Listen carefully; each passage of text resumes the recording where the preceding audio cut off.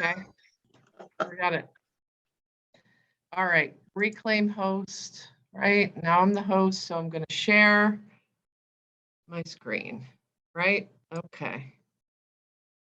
Prospecting, here we go, people. I think I'm doing this. All right, can you see my screen? And Yay! Wonderful. Yes. Yay, yay, yay. Okay. So hi, everybody. I don't know if you could say that you were lucky that I'm teaching this today, but here I am. So I usually, how many people are on this? A lot? 33. 33. All right. I usually like to sort of hear from everybody, but so here's how we'll do it today. I'm a chit chatter, and I would like to, if you guys have something to say, just shout it out. And I know there's a lot of polite people that raise hands because I think Jacqueline is doing that right now. Is that true, Jacqueline? I see a hand up, like that yellow hand. Maybe she's high-fiving you. Maybe she is. So anyway, that's up because I don't pay attention to that. So if you have something to say, just unmute yourself. And if you have a question. So we're talking about prospecting today. This is my favorite thing of all time. So everybody, is everybody on this newer? Yeah. Okay. So if you have specific questions, let's just shout it out there. All right. So today we're going to focus on lead generation for buyers and sellers, right? That's what we're doing today. This is like the key to business. If you can't really get into real estate and start understanding all the 50,000 things you need to know until you have clients. Does anybody have current clients they're working with right now? You can just say yes or no, or. I do, yeah. Yes. Awesome. Yes. Okay. And how did you get those clients? I got mine just by listening. I'm kind of in a unique situation. I'm originally from Vermont. I moved down to Rhode Island just before the pandemic hit.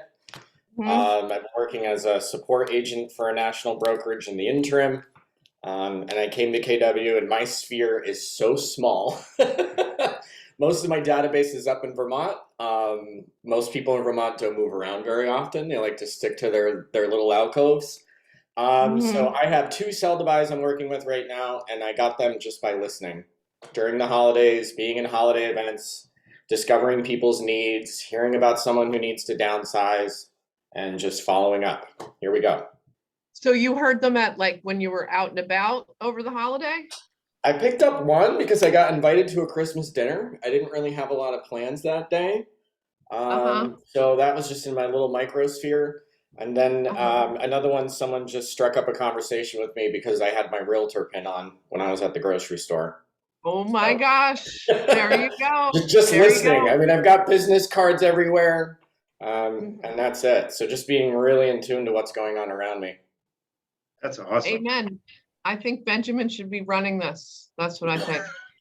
Benjamin was here on time. I can attest to that. Yes, see, there you go. There you go. So, I mean, frankly, that's, you know, I'm sure you all hear stories and you'll hear this, and I'm a storyteller. I feel like how things sort of resonate with people. That stuff really, really and truly happens. I think people think, oh, I'll never be in that situation. That's so weird. I would never be invited by friends to Christmas dinner or whatever. But you're right. I feel like I could be anywhere. And as soon as I hear somebody talking about houses, it's like, you know, you just hone in on it. And grocery store, same thing. I heard 2 ladies talking about they had to list their mother's house or something. And I just walked over and I said, sorry to interrupt, here's my card. And then walked away. Like you never know where things are going to come from. So I think that's a really good point, Benjamin. So thank you. All right, next one. connect prospecting to lead generation. All right, so let's say you have some prospects. How, okay, so let's say, so we'll use you, Benjamin. Is it Benjamin? Is that how you roll, or are you Ben Ben? is fine. Okay, all right. Ben, we have a question in the chat. Can you switch to full screen for the presentation? Yes, I can.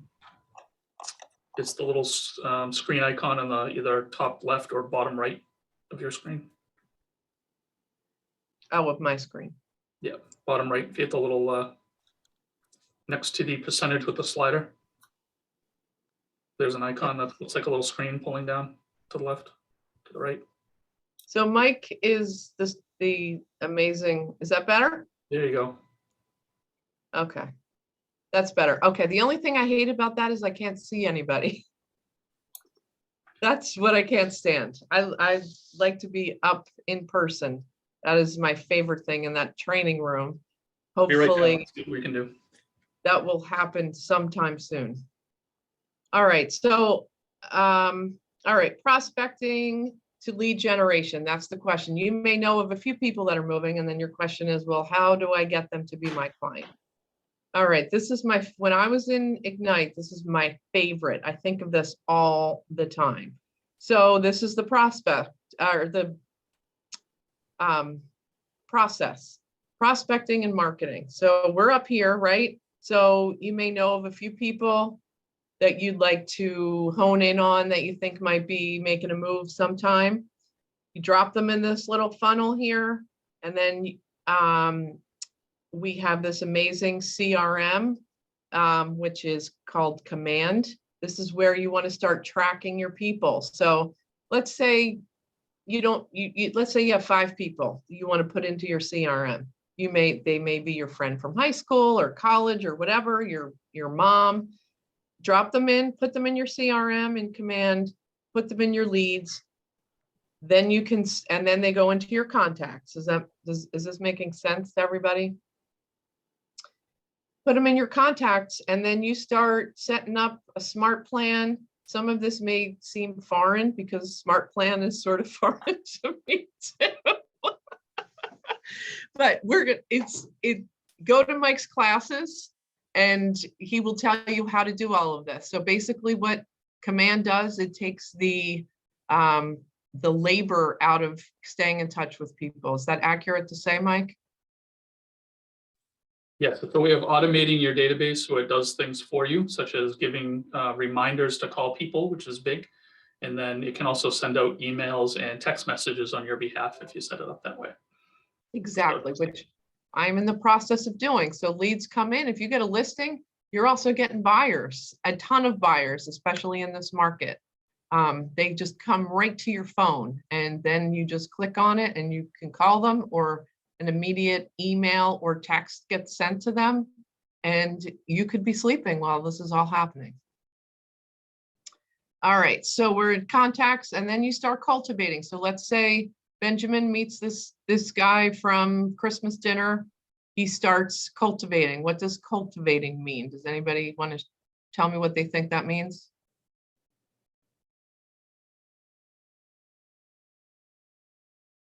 Nurturing.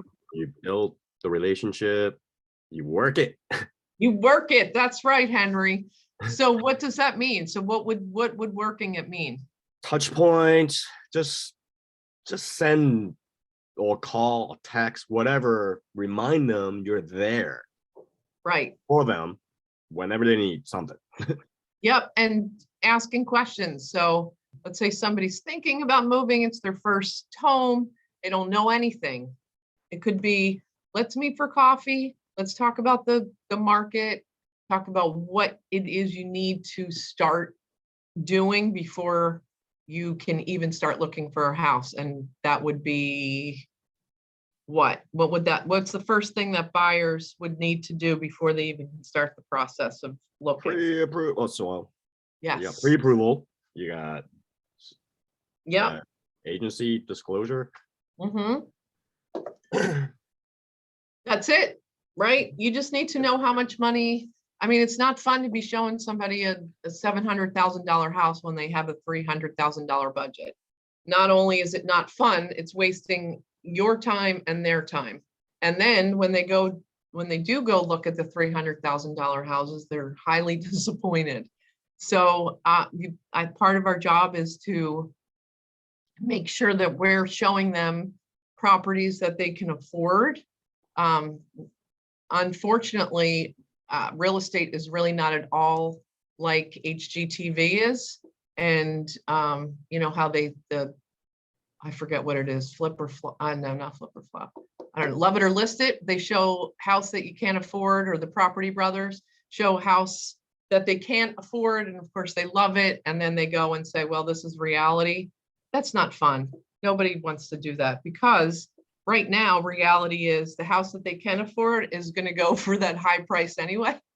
So you have to listen to your client and really try to be proactive about finding them things that they can afford. Does that make sense? All right, next slide is message. What message are you sending out? So match your market. We kind of just talked about that, right? I don't like this slide. I'm going to skip this. Okay. Prospecting, marketing, money intensive, passive, long-term results, time intensive, proactive, immediate results. All right. All new agents, even not so new agents, it's expensive to do marketing, right? So this isn't talking about sending postcards to an entire town, right? It's expensive to do that. And if you're doing it yourself, it's a royal pain in the neck. Prospecting and marketing can be social media, because social media is either completely free or extremely inexpensive. So stick with what's expensive. Don't get caught up in, oh, I need to order these amazing business cards, and I need to get, of course you do need a headshot. I'm looking at Henry's adorable headshot right now. You do need an accurate headshot. And the reason I say accurate is, without mentioning names, there's a woman not in our office, but she has a picture from, I am not exaggerating, I don't know, 40 years old. So when people see her in the now, they're like, who is this? So, you know, you want it to be accurate. I'm not going to lie. My headshot is photoshopped a little bit just to get rid of the chin and the bags, but you want it to be accurate. You're not pretending to be somebody that you're not, obviously, right? So, and I say that all joking, but it's also very true. You want it to be current for sure. So it doesn't cost a lot of money to get into real estate, as you guys know. I mean, you pay for your licensing and office fees and things like that, but for the most part, the money is by networking, and you do not have to spend a lot of money doing that. It is a long game. So long-term results, it is a long game. If you are hosting an open house for somebody, if you don't have your own listing, call all the agents that do a lot of business in your office and ask them if you can help them, because chances are they need help. And that is not a one-time call. You call, and this happens all the time. New agents come, they call me once, or they send me an email, and I say, I don't have anything this weekend, but give me a check in with me in a couple weeks. Crickets, never. I'd say probably never has any new agent followed up with me more than once. So what does that tell me? If you call me 10 times and I still don't have anything, and I need some help at an open house, I'm going to remember you because you called me 10 times. I had help at an open house this past weekend, brand new agent, and Peter can attest to this. He didn't have his business cards. He had nothing. I said, just come, we need help because it's going to be busy. He wrote an offer. So that was on Saturday. He came Saturday and Sunday to help. He was writing an offer on Monday. So that was free. It cost him, I don't know, the 10 miles that he drove to the open house. Peter, do you want to comment on that at all? Absolutely. I'm so glad you brought that up, Jen, because I was joking with that agent. There's learning that happens in the process of these training sessions, coaching sessions, watching videos, reading, but the learning that you experience, and I joked with them, under a live fire event, like writing a real offer for a real prospective buyer, that has such a lasting effect. His energy level was up. Clearly, this was a real thing for him to learn. There was no practice. So to Jen's point, being proactive, getting out there, becoming known. If you don't have a listing of your own right now, go see what the people who are listing a lot of houses are doing, and be with them and hang around them. And I will tell you, at this company, it's more than often it's welcomed. We want to share our knowledge. We want you to succeed. And again, echoing Jen, if they don't have something right then, if you're the squeaky wheel, they're absolutely going to call you when they need help. Because you know what? Sometimes it could be a little bit of a lumpy business where maybe Jen doesn't have a listing this week that's coming on, but maybe next week she has 3. That's right. So be that person that's making the noise. Be engaged. It's so easy in this crazy time that we're in to withdraw and become a little isolated, where we're doing classes and you're probably sitting in your living room or alone in an office. But there are ways to reach out, stay connected, be teachable, be ready to learn. Because that particular agent last week at this time was a civilian, and on Monday he was an active real estate agent. So great stuff. Awesome. Yeah. So Yeah, the other. Can I jump in real quick? As Yeah. I'm driving through my city or town, what are some things that I could look out for that might be opportunities that I'm missing? That's a question for you. What are some things I can be looking for? I have one that was always my favorite, was sale by owner signs. I always thought that was a great way to prospect. I'm not sure if that's what you were leading to, Mike, but probably No, not. I was kind of trying to tee it up for Jen. She has something that she looks for. The Mike, D word. that's the best. Yes. All right. So thank you. All right. I love you, Mike. So Mike and I started around the same time, and I'm telling, so in this Ignite group with all of you, I know it's really hard with Zoom, but man, you really connect with people that are starting out at the same time, and it's really fun to watch bounce things off of each other and kind of lift each other up, because it can be frustrating sometimes. And Mike has seen lots, tears, laughter.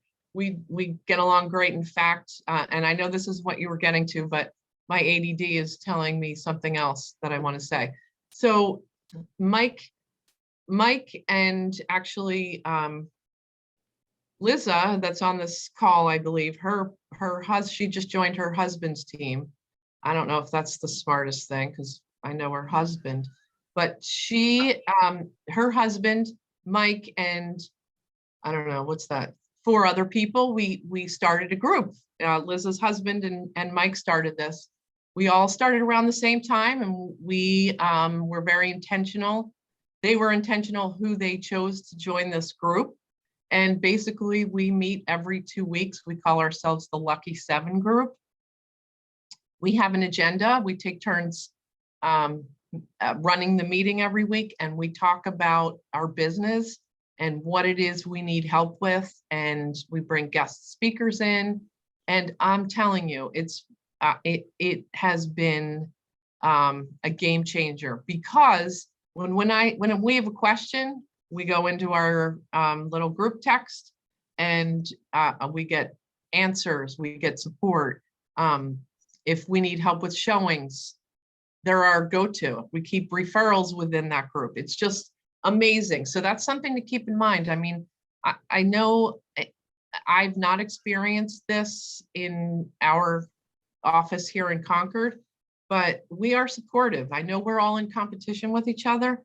In my experience and opinion, the more you support each other, the more business you are going to get. So some people say, oh, it's very cutthroat and blah, blah, blah. If you experience that with other agents, you don't have to associate with them other than if you're doing a deal with them. Surround yourself with people that want to support you and that you want to learn from, that they can share information with. I mean, I'm on this call. I love teaching. That was what I did in the past before real estate. You learn from each other, and by being open-minded and open to, not everybody does, it's the same process, but everybody's different. Your personalities are different. Sometimes, for example, I could meet with a seller and we're not a fit, meaning I'm too much for them, or they are so, what's the word, very type A and numbers driven, and, you know, don't want the small talk, or, you know, they're just all business. I may refer that out because I'm going to be annoying to them. And frankly, they're going to be annoying to me too. So I'm going to refer them to somebody that might be a better fit for them. Does that make sense? So you can't be everything to everyone. And now, as new agents, of course, you're going to take them, of course, right? So you kind of just have to learn and understand who you are and know that there's always help. All right. So Mike, getting back to Mike's question, I focus mainly, I'd say 85% of my business is in the town that I live in. So doesn't mean I don't do other towns, because I absolutely do. The reason that I like to work in the town that I live in is because I know it. I've lived there for 20 years. I'm a transplant from Philadelphia, and people say, like, Benjamin, I'm going to call you out. You say you have a very small sphere of contacts. You got to get in there where you are and, you know, join clubs, whatever your interests are, that's where you're going to find your people. So Stowe, the town that I live in, I have children. They're my main source, I'd say, of business. And when I'm driving around town, as Mike was referring to, I'm looking for mainly dumpsters in people's driveways. Does anybody know why that would be a clue to something? They're planning to move, or they become empty nesters. That's what I do in my town. I look for houses that, like, seniors are graduating, and because most people, they leave. And how do you know that they have seniors graduating? They usually put a giant banner out in my town. It's like, congratulations, Ben, you graduated. Yep. Wow, that's brilliant. We're in Westboro, so that's what everyone does around here. So I literally drive around town and kind of look for those houses, or look for someone repainting their houses outside, just doing a whole bunch of stuff. And so that's amazing. So what do you do after you see the sign? I usually send them a letter, because I've been geo-farming my town. I'm competing with a well-established shark or whale, you want to call it, in town, that's been very established. Everyone lists with him only. So we're trying to break that. And so we've been doing a lot of geo-farming within the neighborhood, introduce ourselves, and we created a referral program through our school's parents group to help, like, hey, send us business, we'll donate to the group, and any closing, we'll donate more money. So, and how much does that cost you to do that? A lot, just time, because our background is graphic design. So we've done marketing for the past 20 years. And so we use our skill set, it's time. It doesn't cost much, because we have a printer at home, you just print everything, you just have to do the work. Yep. Exactly. And so let's say Henry drives by a house that has one of those banners, whose son is graduating and is also an honor student and going to Harvard and is the best thing ever. You're not going to see that at my house. I'm sorry, I'm cracking myself up. So next thing I would do I'd take a picture of the address or the house number, go home, go into MLS, go into public record, type in the address, and then you have their name. You know how long they've lived in that house. You can see that they've been living there since their genius of a son was in kindergarten, and now they're ready to move because they don't need to pay the high taxes for the good schools. Their job is done. So that's the thing. The other thing is, and I think Mike uses this too, it's called AM, like morning AM cards. It is, if you're not a letter writer, which I am not, or note writer, it is $39 a month, and you can send up to, I don't know, do you remember, Mike? I don't know, 40 cards a month. It's $2 a card. So basically what they do is you type in whatever message you want. You can fully customize the card. They have 1,000 templates that you can use. And they print it, stuff it in the envelope, they put the postage stamp on it and mail it out for you. So $2 might seem a little bit, but when it's saving you time, it's including the postage and the printing. For me, it's a no-brainer. I use them all the time. I'll throw a link in the chat for you guys to get a discount if that's something you want to do. Yeah, that would be great. Do they track? They don't do tracking as far as when they are opened, but they'll let you know that it's been sent out. You get a good email response. Yep. And it takes 1 minute to write the little note and hit send. It's amazing. And it looks like, I'm trying to think if I have one near me. It looks like an invitation, or, like a greeting. It's a greeting card is what it is. And people open it because it's a greeting card. It's amazing. And it really, really, really works, because a lot of times when I first started, I'd have all these note cards on my desk. Oh, I'm going to write note cards to 5 people today. I never did. This, now I do it because it takes a minute, 1 minute.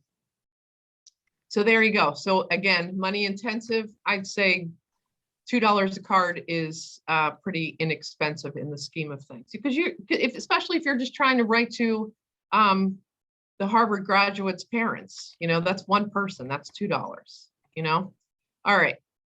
Any questions on that? So getting back to Mike's point, I'm looking for dumpsters. I love your flag signs, Henry. That's a great point. I have my friends telling me in their own neighborhood if somebody is having the exterior paint done on their house, if they're getting new gutters, if they're getting a new roof. They may just be getting a new roof, but I'm definitely going over there while somebody's outside and asking them if they're thinking of moving. And they either say yes or no. And you'd be surprised how many times they start off no, and then they're like, oh, well, what's the market doing? Blah, blah, blah. Oh, this neighbor sold. And if you know the numbers, that's why I'm talking about focusing on a town that you're familiar with. It's not that hard to stay on top of the market in one town, especially when there's only 2 currently on the market. It's just such low inventory right now. It is not hard to stay current. And if there is a new house, on the market, go to the open house, book a preview. You should know what that house looks like, and maybe even be doing your own CMA. I don't know if you guys, I think is a CMA in Ignite. Is that something that will be? Yeah, it's in the essentials piece. Okay, so you'll learn how to do all of that. There's a lot of stuff. It's very easy to get overwhelmed. If you do nothing else, just do some prospecting. Tell your grandmother, tell your husband, tell your wife, tell your partner, what doesn't matter. My husband, I have trained whenever we go out together, or even when we're not together, he tells everybody that I'm a real estate agent, everybody. Thus far, he's only gotten me rentals, which suck, but still getting rental, still getting business, and I know he's doing his job. So, and the other thing is, so he works in Boston, so he gets, his coworkers, a lot of them live in Boston, and they have reached out to me. And the beauty of that is I can refer them to somebody that knows what they're talking about in the area that they're living in, and you get a referral fee. So again, it's networking. Everybody let them know that you're a real estate agent. And if you are comfortable or not, you should say, if you ever know anybody that's thinking of selling, please let me see if I can help them. And if I can't help them, I can guide them to somebody that can. That makes sense? Anybody else have any comments before I go to the next one? I think it's just sorry, go ahead, Catherine. That's all right. I recently took a position as a showing assistant for a team in my office, and that's gotten me a lot more comfortable being out of my town of Gloucester, because I'm like, well, everyone I know is here in Gloucester and I'm going to just do the business here. But now I'm going to Medford, I'm going to Danvers, I'm going to all these places. And I'm there for the showings, I'm there for the open houses, for the pictures being taken, staging, for inspection, and I'm seeing it all take place. And it's not even my listing, but I'm going through every step of the way. So that's huge. And then during the open houses, I'm hearing the other agents and I'm eavesdropping and I'm listening to what they're saying to their clients, which would then help me on the buyer side. So something like that, taking that position is huge. Absolutely. And they're getting familiar with your face and your name too, because the more they walk right up to me, give me their card. And I didn't even know, I didn't even know I was supposed to do that. So like, just go and give the card. So I'm doing that too. Yeah. Yeah. I mean, introduce yourself to everybody. And I'm glad you said about your card. Always have your card on you. Keep some in your car. Keep some in your wallet. I mean, you never know when people ask you for your card. And of course, it's always the time that you don't freaking have one. Hey, Mike, would you mind jumping in here with your QR code speak? Because I absolutely. think this is a great hack, and it will distinguish you from everybody else that does what we do if you're able to do this seamlessly like Mike does. Yeah, so I don't know if you can see, it's really small on the, I just switched to my non-video screen there. You see there's a QR code that's next to myself here. So that's actually a QR code for a program called Linktree, and it's linktr.ee. It's a website. It is free to use. There's also a paid version. But if you want to do this, it gives you a URL that you can put all of your other links in. So you could link it to download your contact card for a phone. You could point it to your website, to your Keller Williams consumer app, to whatever website that you want to do. And you just have to share the one Linktree link, and you can do that via QR code. I save that QR code on my phone as a picture. So then if you don't have your business card with you, you could just say, oh, here, just scan my QR code. It'll give you all the info that I need. So I find that helpful. If you're looking for more information for that, I'll throw my Linktree into the chat so you can see what it looks like. I do have the paid version, so it looks a little fancy. The free version works just as well. And then I'll also put in the actual link to sign up for Linktree as well. Mike, it's also super memorable. I mean, handing a card is great and very important in all that. But sometimes that business card ends up on the floor of somebody's car, or they left it at that open house. But I would remember somebody who, whipped out a QR code, and that would be really cool to I mean, if you want to get super nerdy, you can even save it to your, I have an Apple Watch. So I have an album on my Apple Watch that you can bring up. So I can actually bring up the QR code on my watch to share as well. So even if I don't have my phone with me, my watch is always on. That works too. Yeah, Mike is the guy to know. In our Lucky 7 group, we are extremely annoying to him because he's the one that knows how to turn the Zoom meeting on and everything else. We all bring our strengths. The other thing the reason Mike pays for, excuse me, the reason Mike pays for his Linktree is clearly you saw his picture. He had that touched up. I mean, that's why he pays extra for Linktree. Thanks, Jen. Nobody is safe today. Can I ask a quick question? Sure. Could you would your, just to backtrack a little bit, would your dumpster script be just the same as before? Great question. So if you guys are interested, this is my favorite topic in the world. This is how it goes. So this is right when, so I've been in real estate. I'm going on 5 years. When I first started, I don't even know how I thought dumpsters. I would have my kids in the car even before they were driving. Now they're never in the car with me. They'd be in the car and I'd see a dumpster and I would pull in. And I don't know if you can see me do this, but this is what my kids would do in the passenger seat. They'd slide down and hide because they were embarrassed. But I'd be like, I'll be right back. I'd go to the door and knock on the door and then step back so I'm not intimidating anybody by my beauty mostly. And they'd say, I'd say, look, I'm Jen Giroux. I live and work in Stowe. I'm a real estate agent. I saw your dumpster. There's so little inventory on the market and I'm working hard for my buyers and I saw your dumpster. I'm just wondering if you are considering selling. It is absolutely astounding how most people, there's only one that I've had an issue with, and I'll tell you about that later. But the first one I did, the woman was like, wow, I can't believe you knocked on the door. So she said, well, we are starting to sell. We're starting to clean out the house, blah, blah, blah. She said, we're going to talk to a few agents. And I said, great. I gave her my card.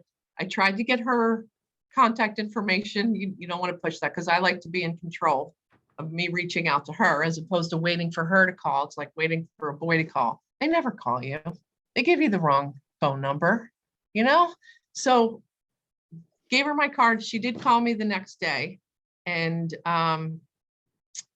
went over that day for a listing appointment and her husband was there. And he said, you know, we did talk about interviewing 2 other agents, but somebody that has the guts to ring our doorbell from a dumpster, you're our girl. So let's get this on the market. I mean, and you know, some people may be taken back. And I say this because there is a guy in our office and I'm just going to call this out. He's a male.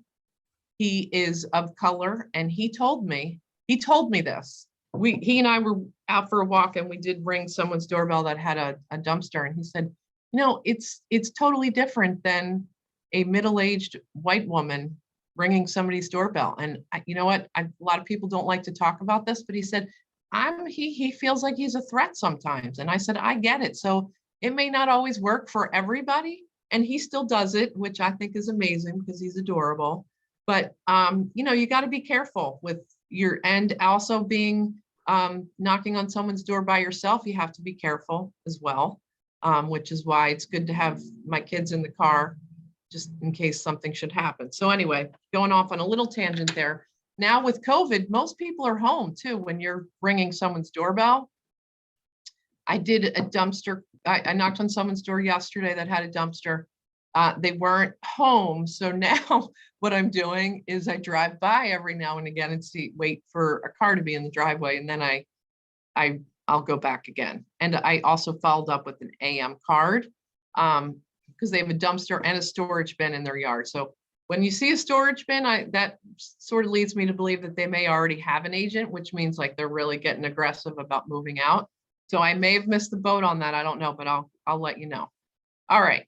So does that help with the script? It's really very quick and easy and just, you know, just a question. Are you thinking of moving? And the reason I knocked on the door is because there's just so little inventory. Does that help? Thank you so much, Jen. Yeah, that was great. I've been seeing a lot of dumpsters and I'm like, oh, I gotta go over there. It's gutsy. It is not easy to do. One time there was somebody on my street. I lived kind of on a busy road.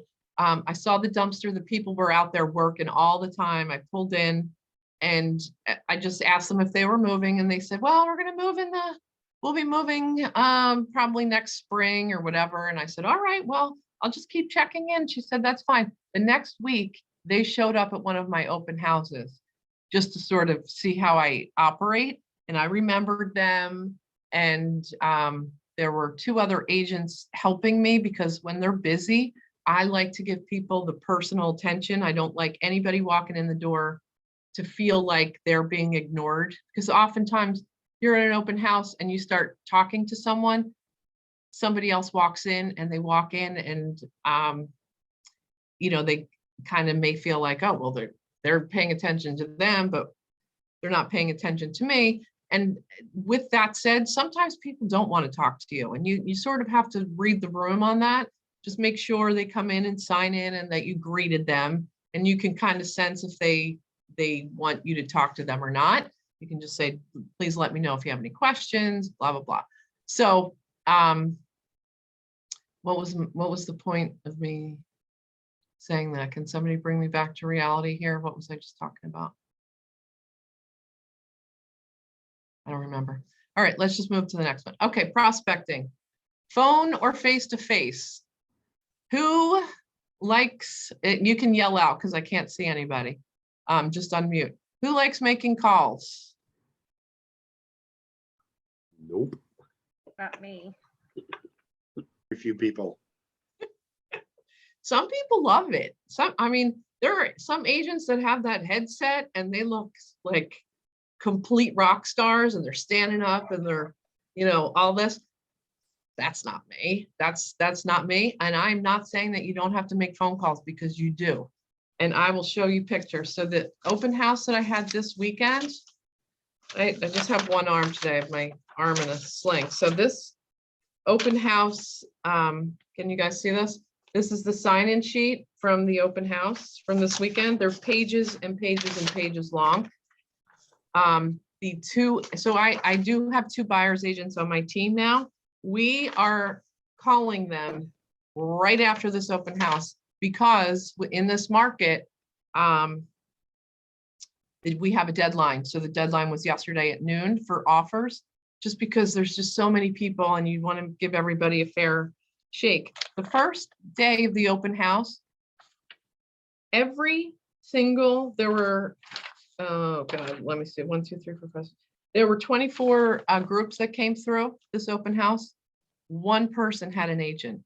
Everybody else was unattended. You know what that tells me? They're all brand new buyers. They just came out of the woodwork, on top of all the buyers that we've had for the past 2 years that still haven't had a house.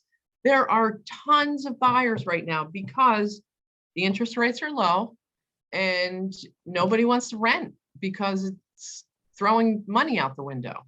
So I don't know if you guys have seen the sign-in, what a sign-in sheet looks like, but this is the one that I use.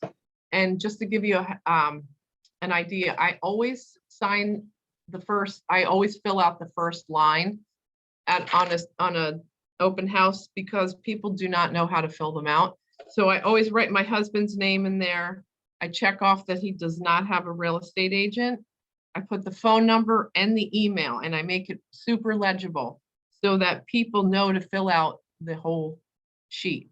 And because you will get people that sign in as Donald Trump and, because they don't want people bothering them. We don't want to call those people anyway if they're not serious about buying, right? The other thing is I like to have legible phone numbers, and this was before the second strain of COVID. When COVID first started, I wanted people's phone numbers. Should I learn someone that had COVID, I want to be calling those people to make sure that they know that they were exposed or were in the house, blah, blah, blah. But safety. So we had a lot of people to call. One of the people, as I mentioned, that was helping with the open house has a new buyer. It's amazing. So follow-up is this on this prospecting? Oh, these are just ways to prospect. We'll talk about follow-up in a second. All right, so phone or face-to-face. It doesn't matter. If you'd rather be on the phone, just be on the phone. You have to do it, is the bottom line. Face-to-face, I love doing coffees with people, even if they're not moving. Just somebody that you know and that you kind of like too. Go and have coffee for 30 minutes. Buy them a cup of coffee. You start talking. They start, oh my gosh, I know my mother wants to downsize. You never know where it's coming from. The other thing, people want to help you. It's not like you're selling, a vacuum cleaner.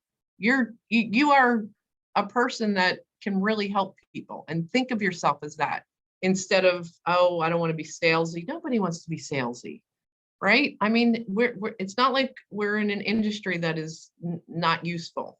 Does that make sense? Okay, so go ahead, Henry. You want to say something? No, sorry, just coughing. Oh, okay. Listings without agency. So as Peter said, pay attention to signs on in people's yards for sale by owner, where they have for sale and it's like sideways.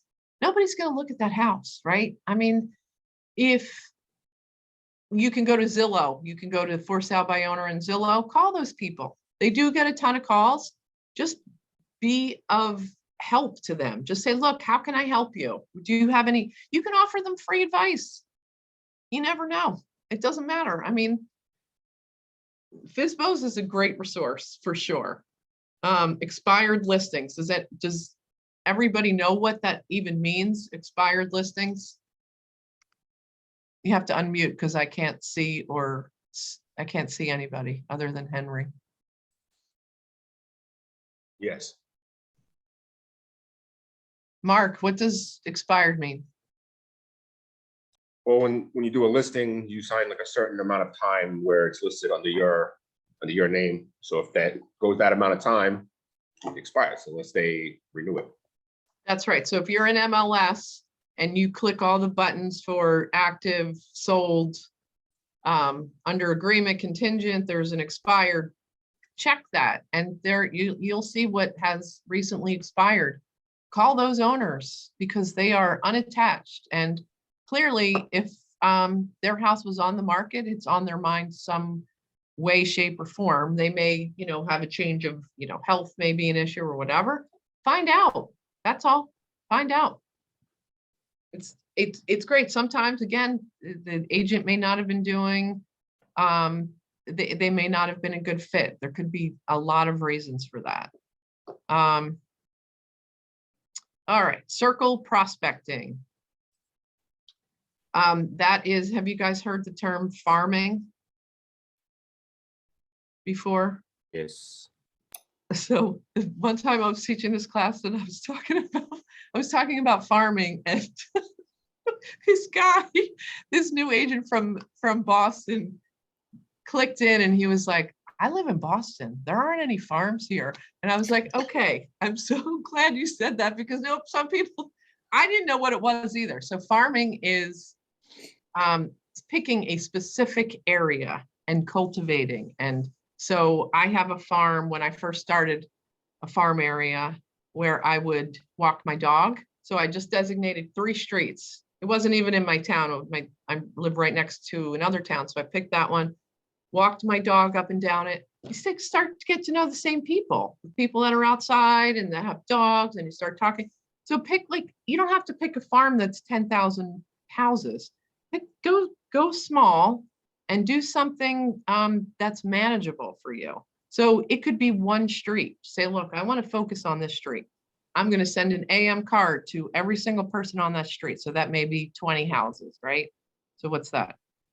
How many dollars is that? $40 to send AM cards? Walk your dog, walk your kids, run by there, whatever, just so people start seeing you. And what else can you do when you have a farm? Does anybody have any other ideas? I think my 2 cents on this, Jen, and a lot of people that do this at a high level will tell you that when you commit to working a farm, you do one really beautiful postcard or mailing and it's got gold edges and you've taken the time, you've written the best golden letter that's ever happened, and then you send that out once and then you never do any follow-up. Yep. It's just a waste. It's just an absolute waste of your time, those resources. Working a farm is a commitment of not one touch, not 2 touches, but a year's worth, 2 years worth. There are people that I know that have just made careers in this business of farming the same area for years. And they just become established. And then the whole dynamic changes from them seeking business from that neighborhood to everybody in that neighborhood just becomes sort of trained to, oh, I'm going to call Jen. She walks her dog here all the time. She sold the last 5 houses in this neighborhood. She's the expert. Yep. And that comes from commitment over time and being Mhm. consistent and being disciplined about not letting up. Yep, and it doesn't cost a lot of money to do that. Can I ask a question? Yep. Hi. If you've sent out business cards, and like in circle prospecting in your neighborhood, what's the safe time in between to actually reach back out or keep in touch? What do you That's feel? totally up to you. I would say, my opinion, maybe 2 weeks. What would you think, Mike? Yeah, I guess it really depends on the urgency around what you're seeing at the property as well, right? Mhm. So, yeah, I mean, I even think 2 weeks is too much, especially in this market. 2 weeks, the house can be sold and off to the next owner. That's true. True. I ask a question? Okay, Liza, what do you want?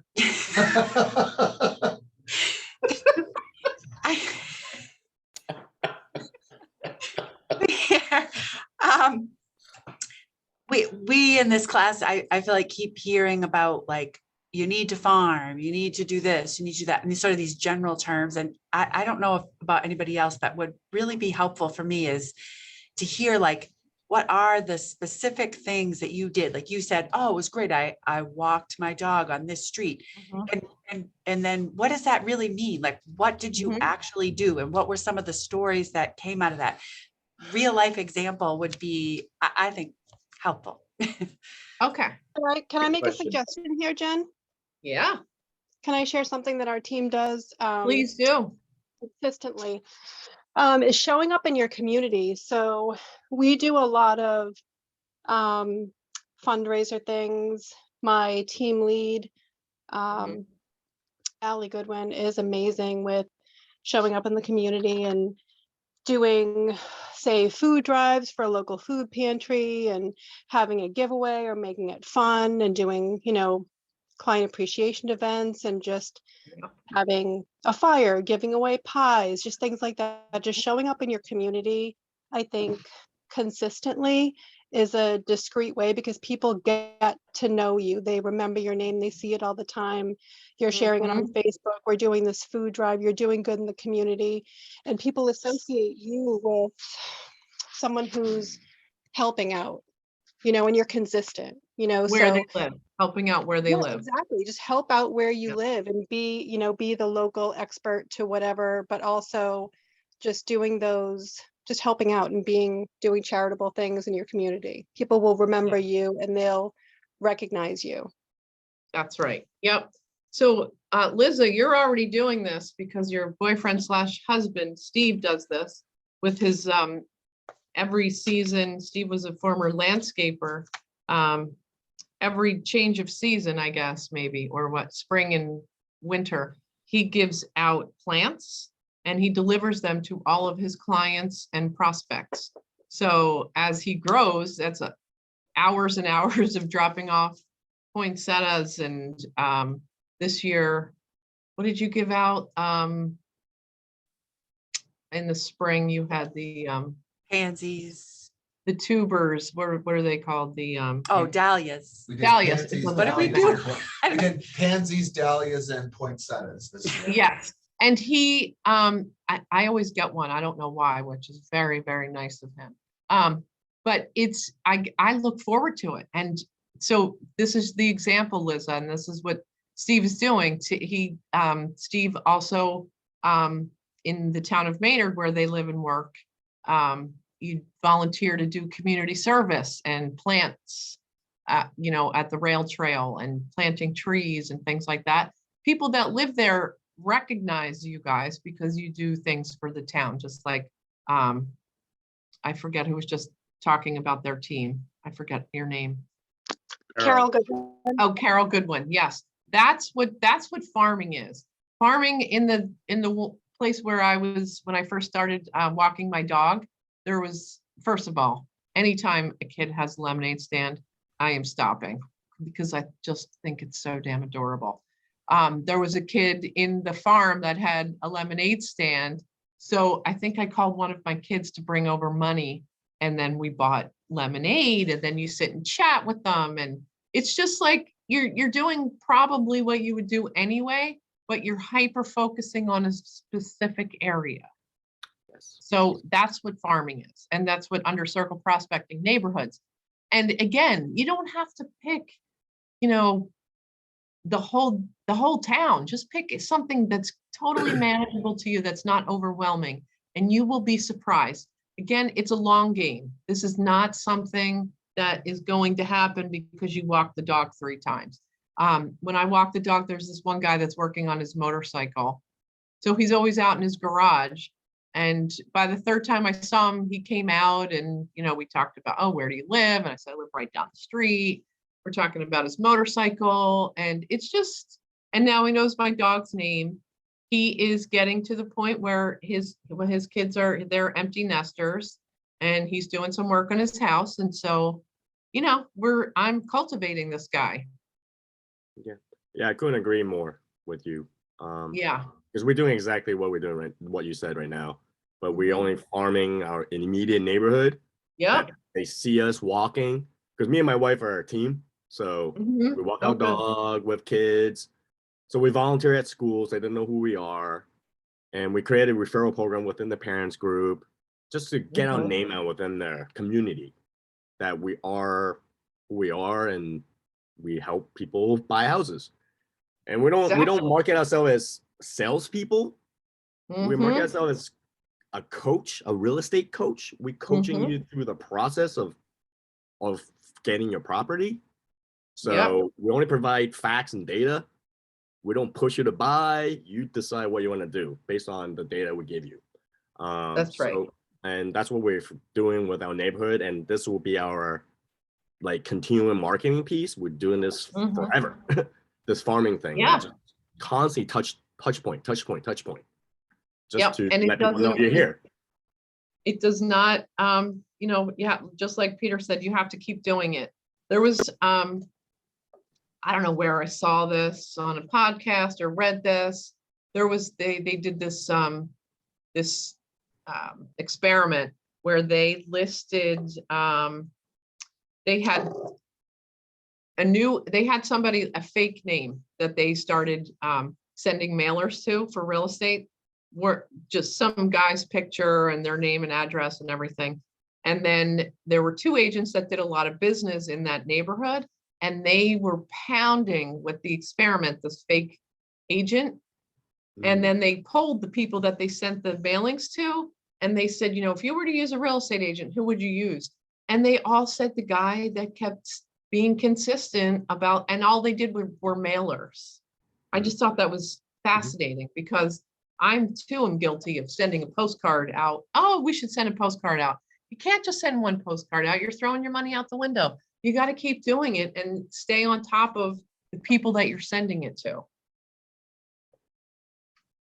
that make sense? And it's so easy to say. It's so easy for me to sit here and say that's what you need to do. It is work. It is work. It's not hard. We're not talking about doing something that's impossible. It's a matter of staying consistent. Staying consistent and not being lazy. And we're all guilty of that. If you want the business, you have to do the work. And also, Jen, just Henry raised some really great points, but just to sort of put a bow on that, if you do all of these activities from a place of contribution, and how can you help people, and you incorporate that into your ideas of just how you're farming, volunteering, it's so valuable. If you're bringing value to that neighborhood, that farm, with your activities, that's where you really start to see things take off. That's where people wouldn't think of listing with somebody else, because you're the person that organizes the can drive every year, or you're the person who organizes the Boy Scout Christmas tree pickup for everybody in that neighborhood every year, or delivers poinsettias like Liz's boyfriend does every year. People wouldn't dream of listing with somebody else, because you become part of the fabric of that neighborhood. And it doesn't happen with one touch. It doesn't happen with 2 touches. It's consistency over time. Yep. And Henry also said earlier in the call that there was someone in Westboro. I think you said you were in, Henry. Yep. Yes. And I thought the same thing. Oh, there's one agent that has the whole market in the town. I can't get in there, blah, blah. Just keep being consistent and not getting stagnant. You just got, it is an everyday process. There was a particular agent in our town that had the market share, and with the help of other agents in my office that live and work in the same town, we're the top office that does the most amount of business in Stowe. And that's not just me, that's with other agents. And I'm gonna leave it at that because yeah, I'm gonna stay. That's all I'm gonna say. And it's good because you give people a variety, because again, not one agent is the best for everybody. All right. Recently listed properties, these, yeah, okay. So the new listing that I had last week, I'm knocking on doors all around that property so that people can come and check out the new house that's been completely rehabbed. Come and see it, come to the open house.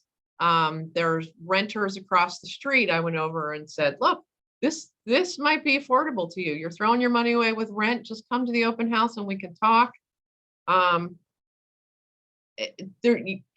It's if you have a listing there, I try to set the goal of getting at least 3 new clients out of it, whether it's a buyer client or listing clients. And for the most part, I get 3, sometimes I get more, sometimes I get 1. Regardless, you've got to make sure you get something out of that, because it is gold to have a listing right now. Community outreach, like Peter said, charities, volunteer work. I'm on 4 volunteer boards in our town. Sometimes it's a pain in the neck, but you get to meet a lot of people. You get to know the people on your board, and you also learn a ton about your community, and you can speak to it to other people because you know what's going on in your town. Key relationships, corporations, I keep doing that. Corporations, builders. I am tight with the builder that lives in our town right now. I'm on my 3rd flip with him since 6 months, we've done 3 deals. It's amazing. So basically all he wants, I'll tell you how I do this. He, first of all, is a quality builder. He probably does 35 flips a year.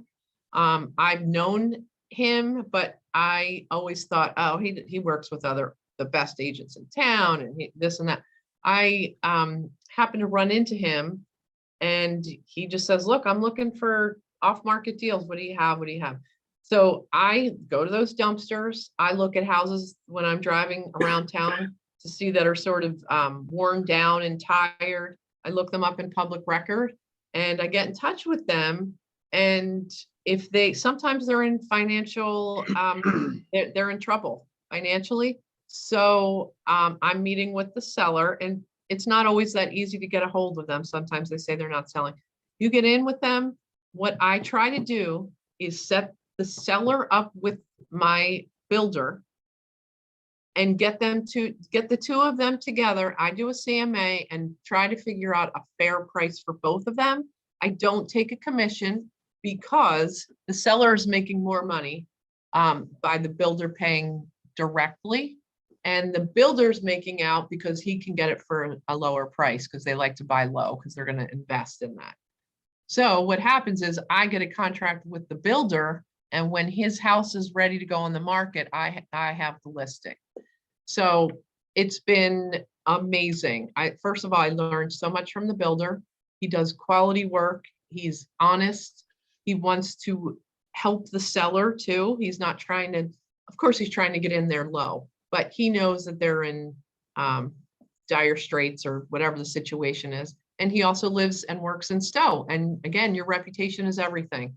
And it has been a great ride with him. It's really, really fun. Banks are amazing. You get to know tons of people that are doing transactions in there, and then banks can start to refer you if they know that you work and live in the community. So going in and just introducing yourselves, and tell them to stop having those lollipops out because they're old. I hate those lollipops. Like, get me some like Snickers or something.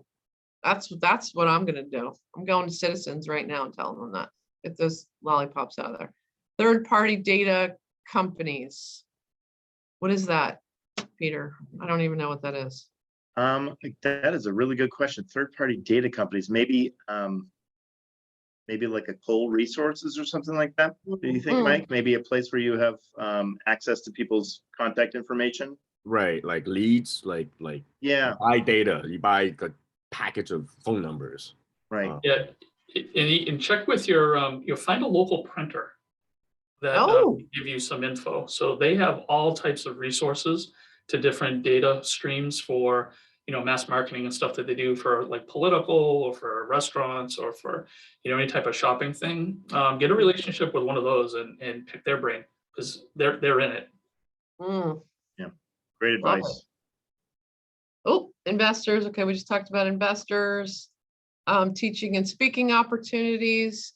Yeah, I mean, get in front of people.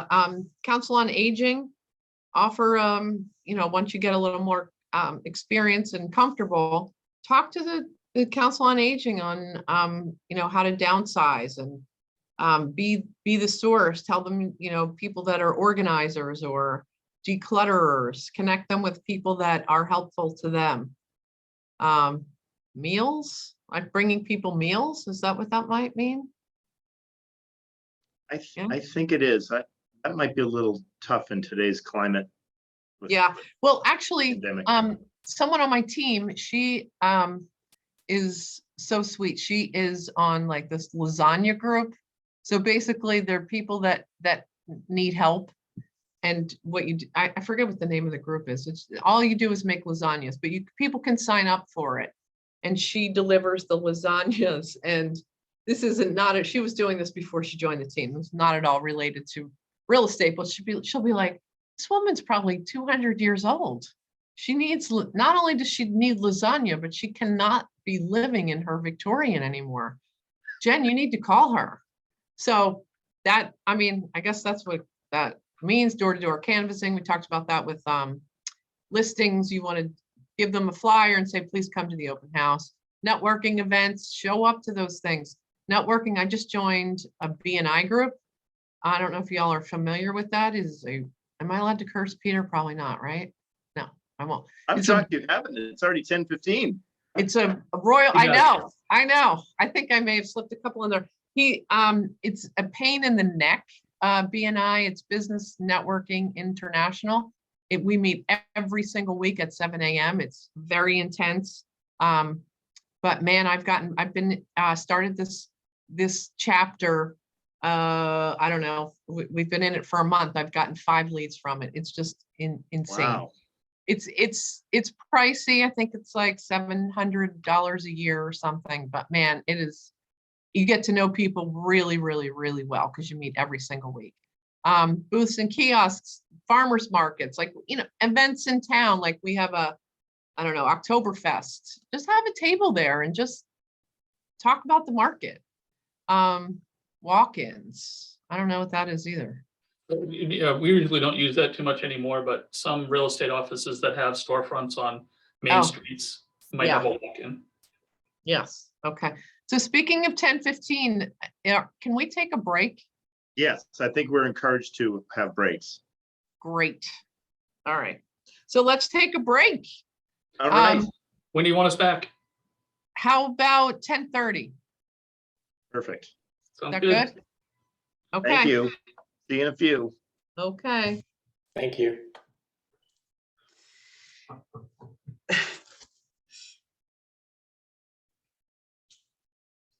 She is so funny.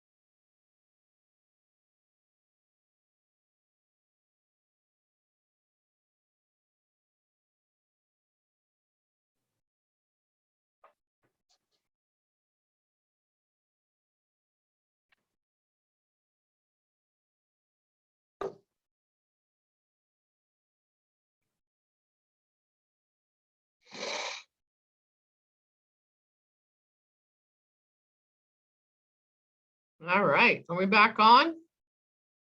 Everybody We're back. here? Awesome. Welcome back. Welcome back. Benjamin, I'm loving your outfit. I love the hat. Very nice. Thank you very much. I'm kind of known for the hat and glasses thing, to be honest. Oh, are you? Oh, you're not known for the Argyle sweater you're wearing? I just picked this up at Old Navy a few weeks ago, actually. It's Very very nice. comfortable. You know what? It's definitely what they call in Rhode Island sweater weather around here. It's freezing. Yeah, that is true. You know what else is coming back? So I used to wear sweaters like that in the 80s. The other thing that is coming back that I'm really not that happy about is the sweater vest. Yeah, Don't love them. Do you know what do you have one? I don't. Okay. And I'm a child of the 80s, so I guess I just grew out of it and never went back. Yeah, it wasn't great then, although I did rock the sweater vest with the tie, the sweater vest with the tie. But I was in TJ Maxx yesterday, and yeah, they're back. They're back. Pretty soon it's going to be fanny packs everywhere. But anyways, You know what? Never. My sister gave me a fanny pack for Christmas 2 years ago, and I gave it back to her for Christmas this year. Like, who does that? She's a millennial though. She says they're cool. They're not. They're not. All right. Enough on that. So I wanted to point out, I walked by Mike's desk, Mike, the tech guy, and this is what he has on his wall. The prospecting funnel slide that we had when we first started. This is just like the ultimate reminder of this is how you get business. Starting from prospecting and marketing all the way down to close. I love this slide. All right, that's all on that. So we ended here with prospecting. So we are, Mike did remind me to check the slides to make sure we're on track, and I think we are as far as time. So we're going into a deep dive with prospecting based marketing enhanced. All right. So a lot of the stuff we talked about already, but now we'll get into a little more detail. You make it big? Sorry? Can you make your screen big? Thank you, Mike. I don't remember how I did it last time. That's not it. That it? There you go. Okay. Okay, so door knocking. We talked about this briefly. Again,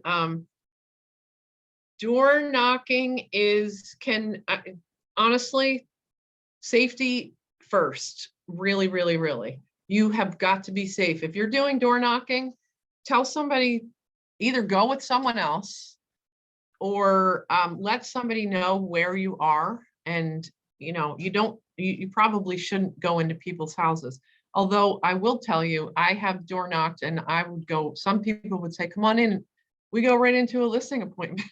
So, I mean, you never know, but you just have to be careful. I don't care if you are a male or a female or whatever you identify as, you just need to be careful because it can happen to anybody. All right, so door knocking is amazing. So like I said, if you have a listing, door knock that whole street and give them something of value. Say, come to the open house. Or one time I gave out like a free valuation of what your house would be. And somebody took me up on it and I went on an appointment with them. People just like to know what their houses are worth. They also like to know what their neighbors' houses are going for. And, also people are delusional about how fabulous their house is. And sometimes the numbers don't lie. So if you do a market analysis for them, it's right there in black and white. This is what's sold on the street, the house right next door to you that had updated bathrooms. Yours is still pink. The facts are right there. And then again, you can sort of get to know the seller to know if they're going to be a PETA or not, and how to work with them. Any questions on door knocking?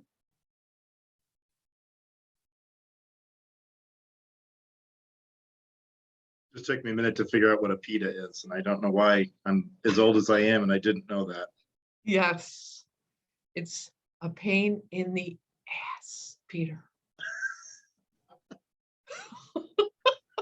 Okay. Agent to agent referrals. We talked about this too. I am telling you, the more agents you know, the better. So you guys have probably heard about, or you may not have because you're relatively new and there's so much to take in. There are two major events that Keller Williams has. One is called Mega Camp, which is usually in Austin, Texas. That is a good time, people. That is a good time. And you get to meet so many agents. And there was an agent in my office, Kim Albertelli, that when I was newer, she took me under her wing. So when I went to Mega Camp, she said, this is what I do. I go, so you go to, it's a conference. So you go to, listen to Gary Keller speak and breakouts and all kinds of cool things. But she would make it a point to meet with agents from all over the world while she was there. And she met this one guy from Colorado. So every time she goes to Mega Camp, they meet up for lunch and they have done back and forth referrals for years. So she brought me with her, and then I got to meet him, and then I got to meet his friend, and then she knew somebody from Arizona. It's like, it's amazing. And you may be thinking that you're an introvert and, that's not your thing to be out there loud and obnoxious.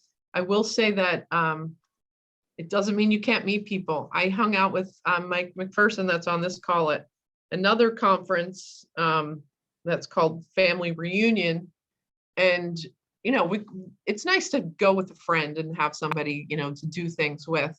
But Mike knows different people than I do. And where were we at Family Reunion? Or we went to Dallas, and it was cool. Like, you go, it's nice to be out of your own environment, and there's so much to learn, but that it's such an opportunity to meet people. And I know you don't think that you have any referrals to give right now, but you never know. People are so transient these days that people are relocating all the time for various reasons. It's so nice to know other agents that you can get a referral from. And do you know what I mean by when I say referral? So feel free to say you don't know what I'm talking about, and I can explain it. I'll do the 5-second pause. No? Okay. Do you want me to, can you guys unmute for a second? I just need to hear that you guys are all back on, because I'm feeling like Yep, we're here. we're We are talking. here. We are here. Okay. We're here. All right. Agent to agent referrals. These are huge. Liz's husband, boyfriend, Steve, and I refer a lot, and we live in the same, we operate in the same towns. Or he tells me, well, he comes in my office probably too much, but he'll be like, what do you have coming on? What do you have coming on? So I have buyers are looking in the 7s, buyers looking in the 4s. What do you got coming on? That is huge. It is huge to know what's coming on before it comes on. And I will say, you need to have, if you are talking about listings that you have coming on, you need to have a contract signed because you are not allowed to talk about properties coming on that you don't have a contract for. So let's say I know I'm getting a listing, but we don't have a signed contract, and Steve comes in my office for the 5th time that day.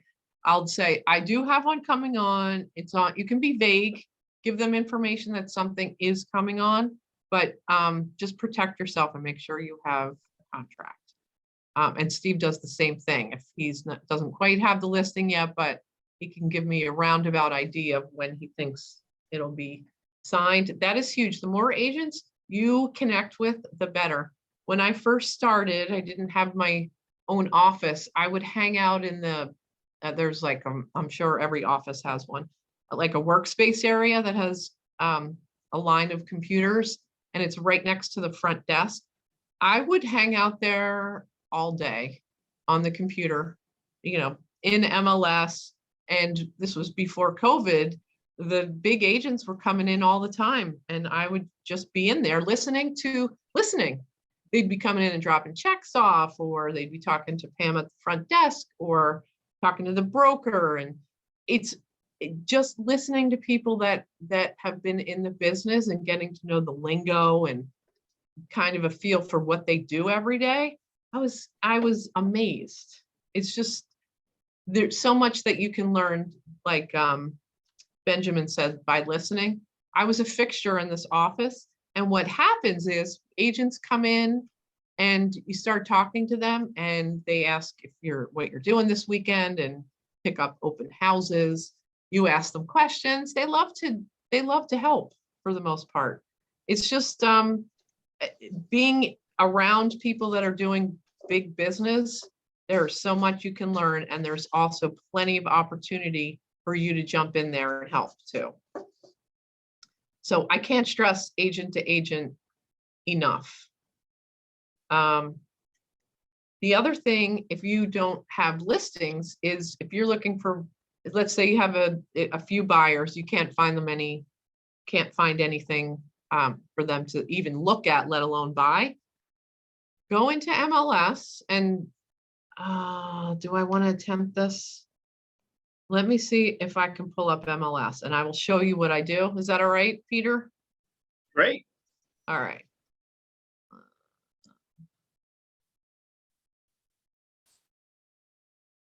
If anybody has asked a question in the chat and we haven't responded to it, feel free to come off mute and or raise your hand or something, just because I don't want to, the chat box is so small, I don't want to miss anybody's. These are all really great questions that people are putting in the chat. Oh, good. Well, yes, feel free to read them, because I can't do two things at once.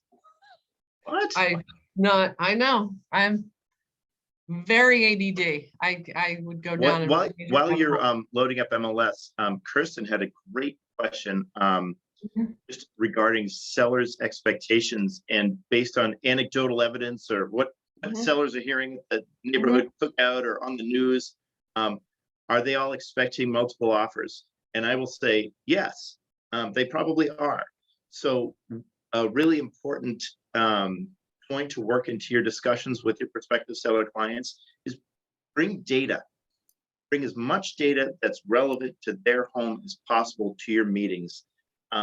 Because what's happening in one town could be totally different than what's happening in the town next to it. Our market right now is experiencing extremes, and they're very location specific. So if my cousin got 50 offers on her house in Schenectady, and I heard that at the holiday gathering, and I go to list my house in Acton, well, maybe that's not a good, but in another town, in another state, I want to have those 50 offers because my cousin got 50 offers. So get me the 50 offers, and it's our job to bring reality to them. Maybe that is the norm in that area. But, quite honestly, we have to go into those meetings. We do this every day. They don't. And it's really important to bring facts, not opinion, set their expectations appropriately, and working with them will be much smoother and much more harmonious if you're all on the same page. Does that make sense?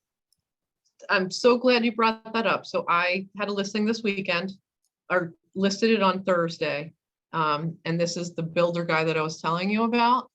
So it was listed, it's in Maynard, if you guys even care, but Maynard only, at the time I listed it, had only one other house on the market, which is insane. So we had, and I say we, the builder and I both were like, this is going to be crazy, and he's in the business, so he gets it.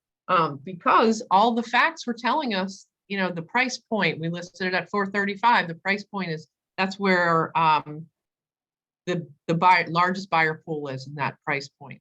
So I was telling you, we had a very busy open house. We had set a deadline for yesterday at noon. We only had 3 offers, and both of us were like, what? Well, at least I was thinking we'd have at least 10.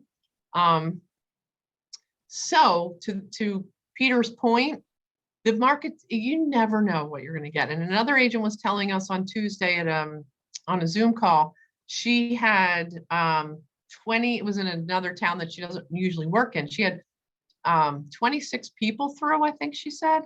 And the really busy open house, 0 offers.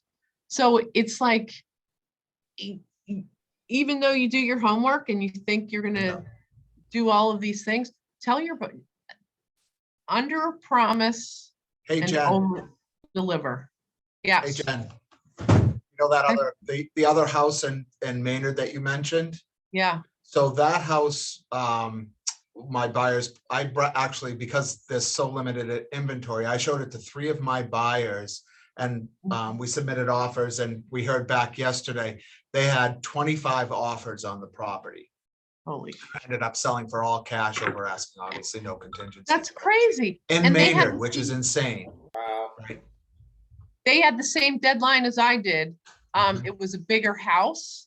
So that was our competition right there. But I'm blown away. Why didn't we get offers from that house? Yeah, that's weird. It should have had a Extra different. bedroom. Mm-hmm.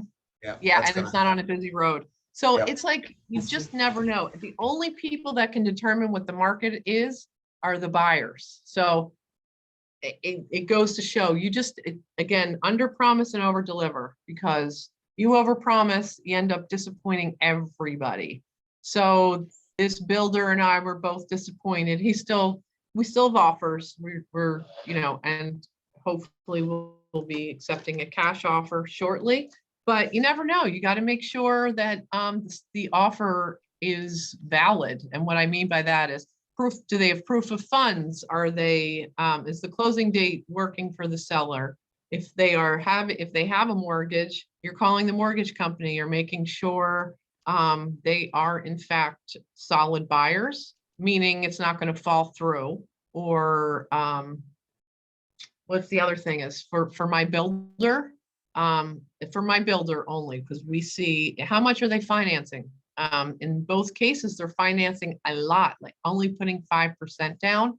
That's a little frightening to my builder anyway. So that's another conversation. All right. So I'm in MLS. Somebody, for the love of God, please remind me of why the heck I came in here.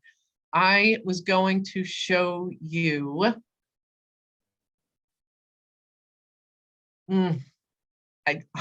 Guys, I don't remember. I'm not kidding. Anybody? I was going to show you something. Peter. I know. I was reading the questions in the chat. I'm like, Jen's got this. She's going to MLS. I said, I'm going to show you right now what I do. Damn. Oh, sorry. I was reading questions in the chat. And it's okay. That's totally my fault. All It was right. probably Nobody. the high point of the class too. Obviously, the people on this call are not jumping in to remind me either. So it must not have been I that thought our important. last topic was agent to agent referrals. Is Oh, that right? thank you, Kirsten, gold star. That's it. Okay, that's it. So I'm going to tools right here. Agent office rosters. So, Yeah. Share your screen. Oh, you can't see it? No, it's still on the PowerPoint right now. Oh, sugar. You might have to minimize the PowerPoint and drag the other window over.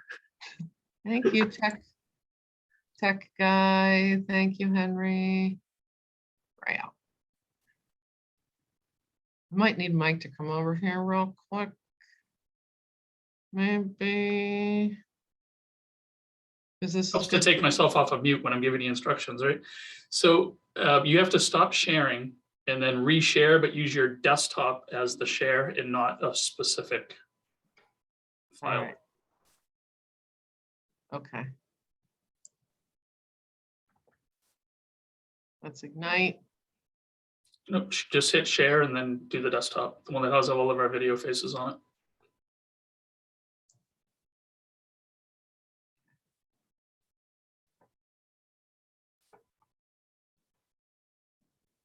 Is that good? Can't see it. 2 seconds.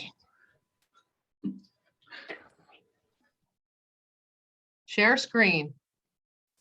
Pulling this up. Yes?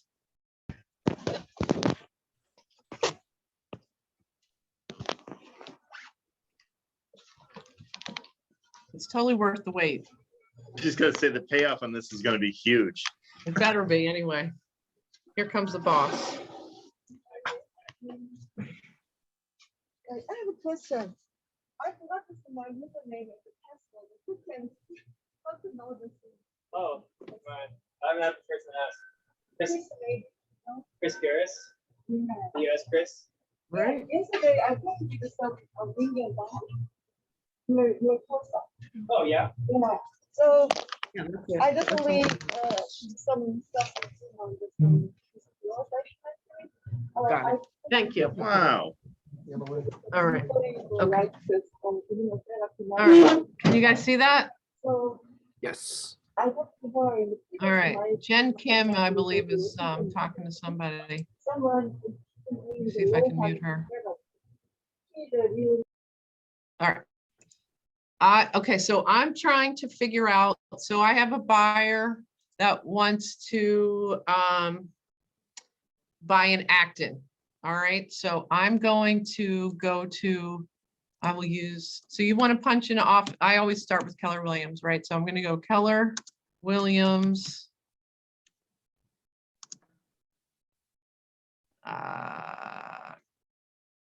Keller Williams, and I'm going to type in the Concord office. Concord.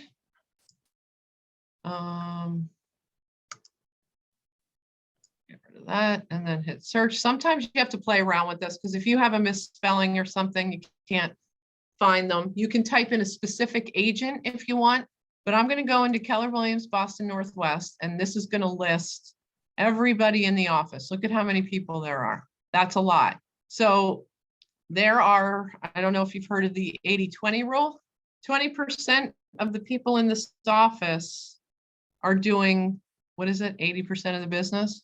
So I'm gonna look, all right, let's just do this. I'm gonna go to an agent that I know does a lot of business here, so.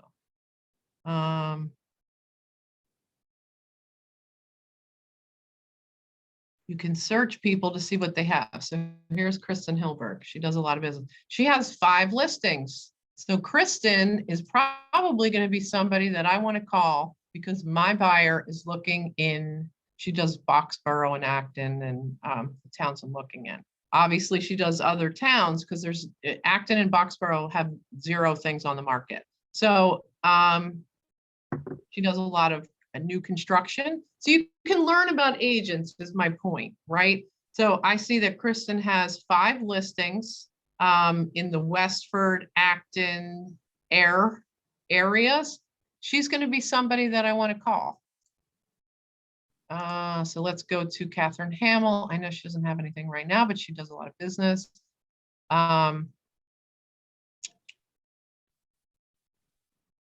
Who else? Anybody want to throw a name out that you know has a listing?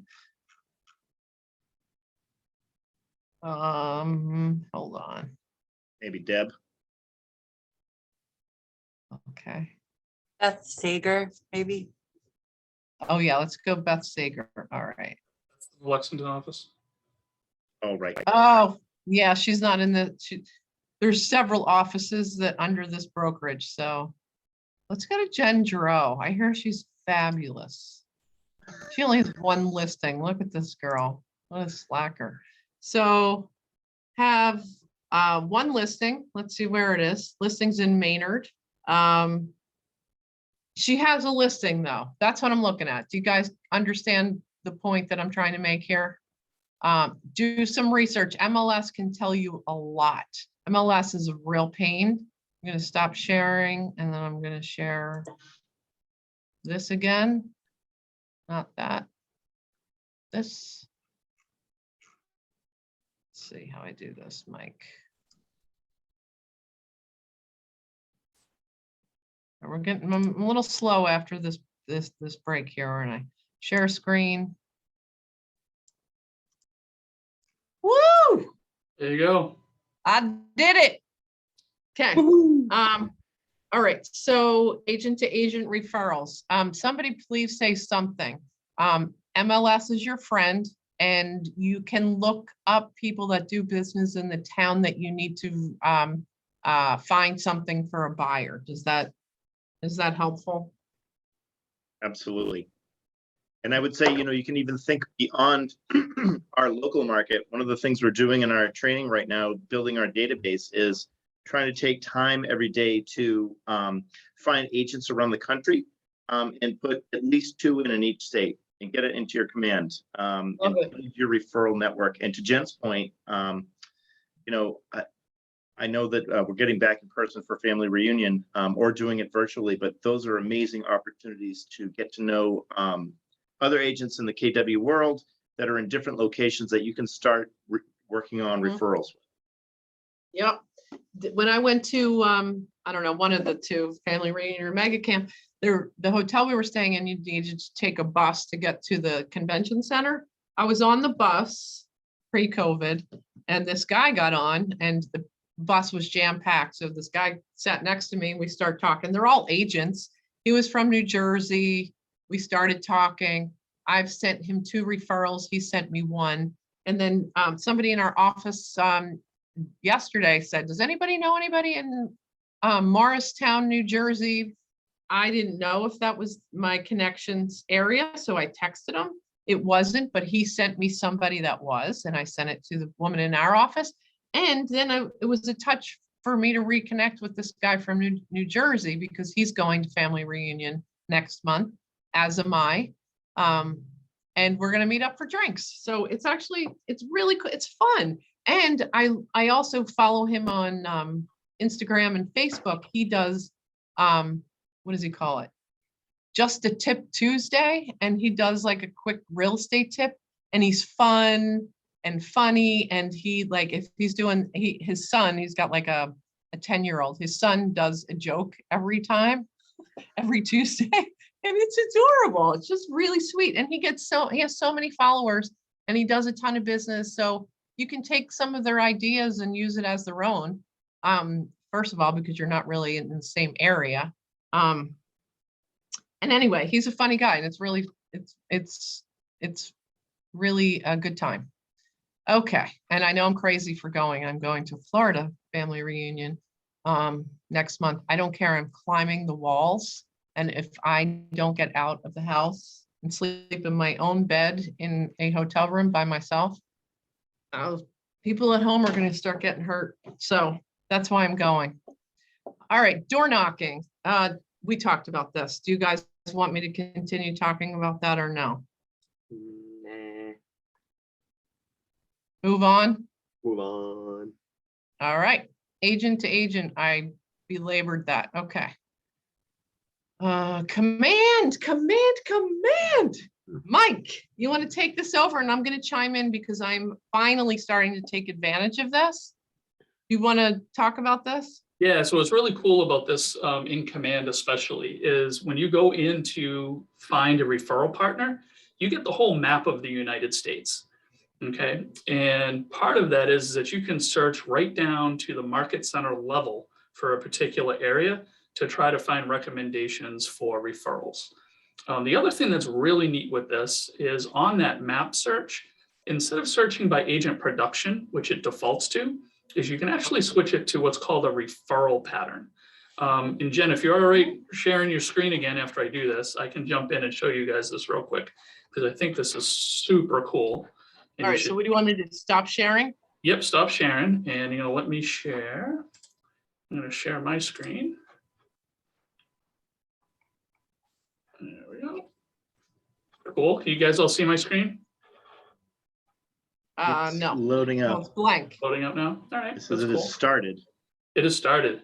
Have we got it now? All right, Yep. cool.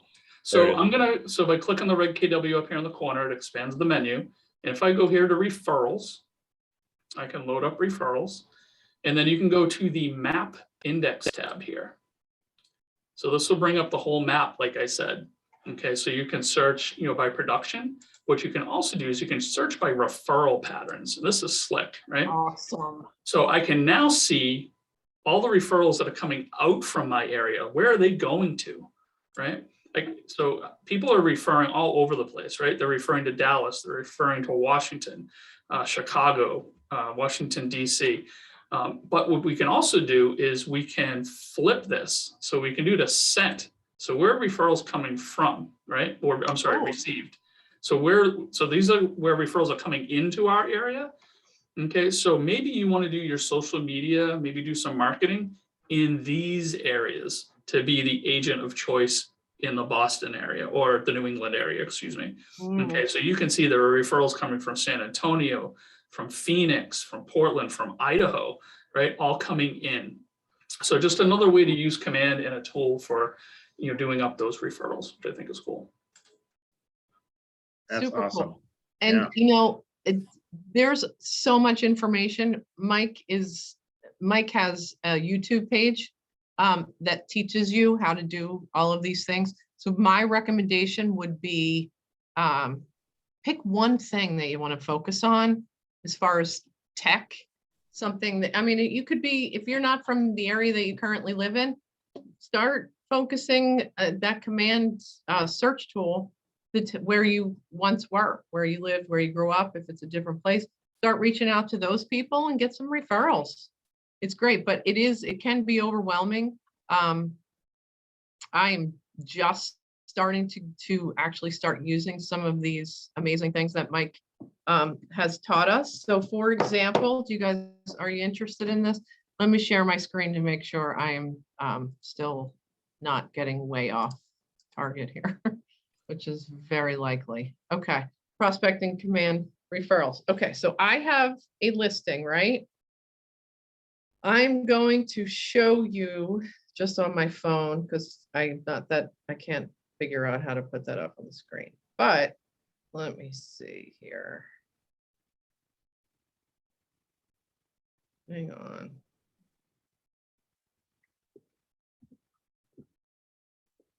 Well, just a second.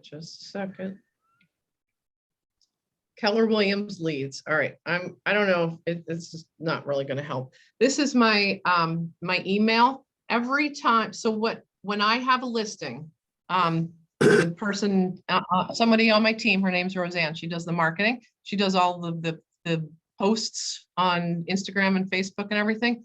I have a new listing. She goes into command. Do you want to show us how to do this, Mike, or no? Is that pushing the envelope there? She goes into command and puts a little ad of a new listing, and it just has, how much it is, how many bedrooms, blah, blah, blah, all that information. And then she goes in from command and posts it into social media. And then when it goes to people that are interested, right? Or you can do in Facebook, pick your target market, and it's like $1 a click or something like that, very inexpensive. When somebody wants to open that up and look at the listing, they have to put their information in. So then that gets sent to my email immediately, or a text, however you want it. So now that I have a team, I have 2 buyer's agents.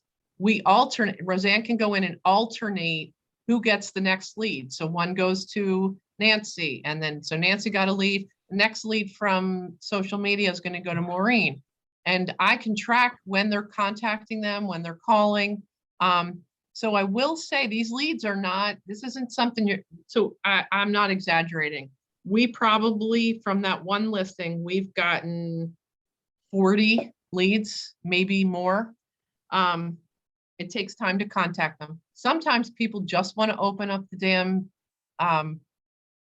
listing and see what it is. They don't want to be contacted. So these are leads. They're not, I wouldn't say they're cold, but some people are just looking and they don't want somebody to call them. However, a lead from Facebook, put an offer in. They were one of the 3 offers that we got this weekend from Facebook. So it's a long game with these leads. So you got to call them. If they're receptive, put them on a drip campaign, put them in your smart plan to sort of text them, or a plan to show them similar houses so that they know that you're working for them. Does that make sense? You may say, oh, I'm not technologically savvy, which I obviously am not either, Mike can help you. Mike has, I know this is a regional call, so you probably will have your own IT person with weekly, if not bi-weekly times that you can log on and talk to that person that can help you get these set up. Yeah, definitely reach out to your market center tech trainers, your MCTTs.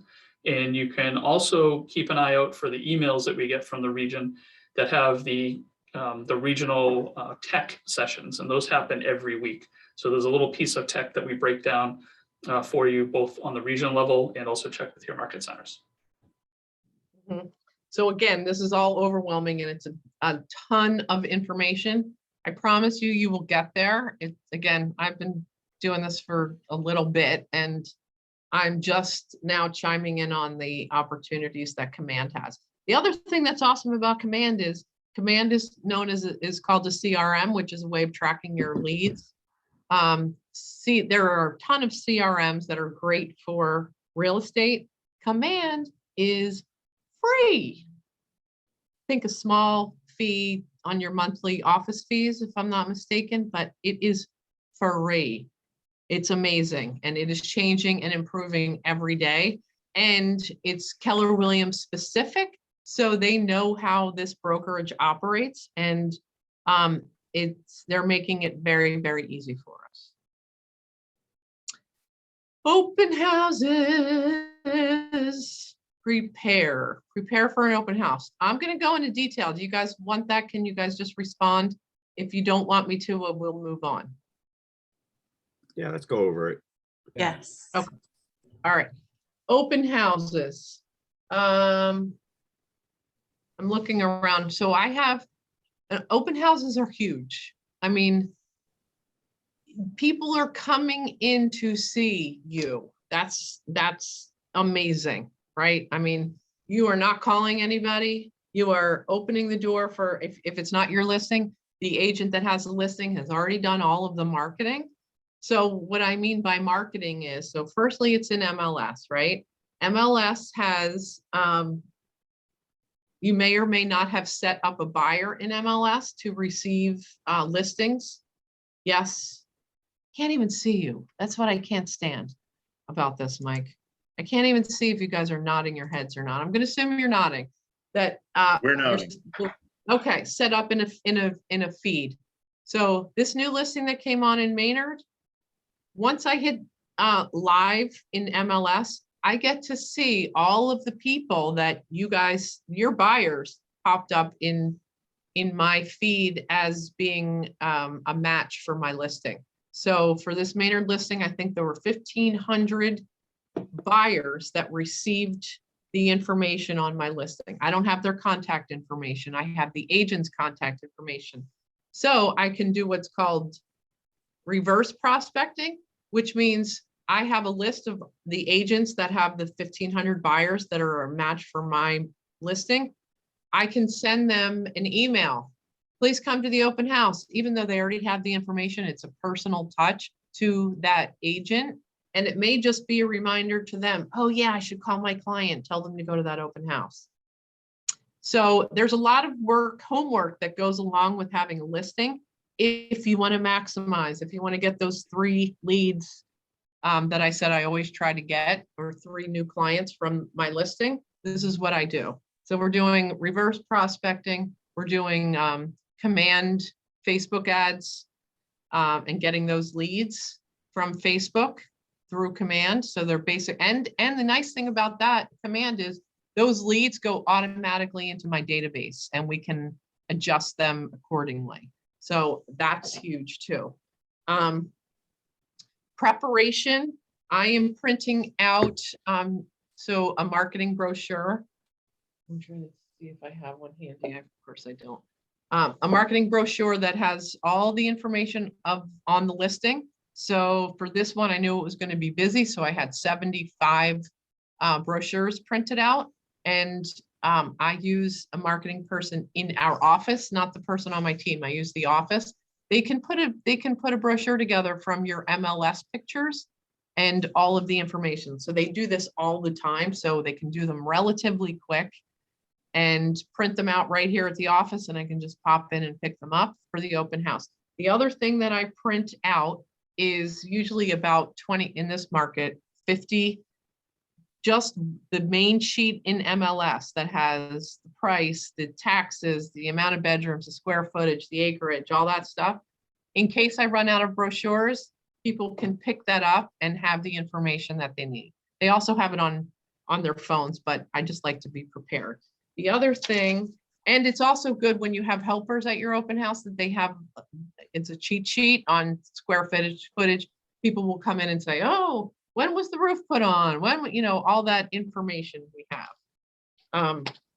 The open house registry sign in. I used to use my tablet so that if people would go in and do it electronically so that everything's legible. Since they've been so busy, I don't want people touching the same screens and COVID.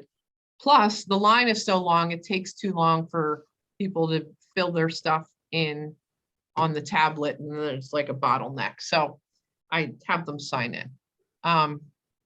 The other thing that I have is a book, usually white,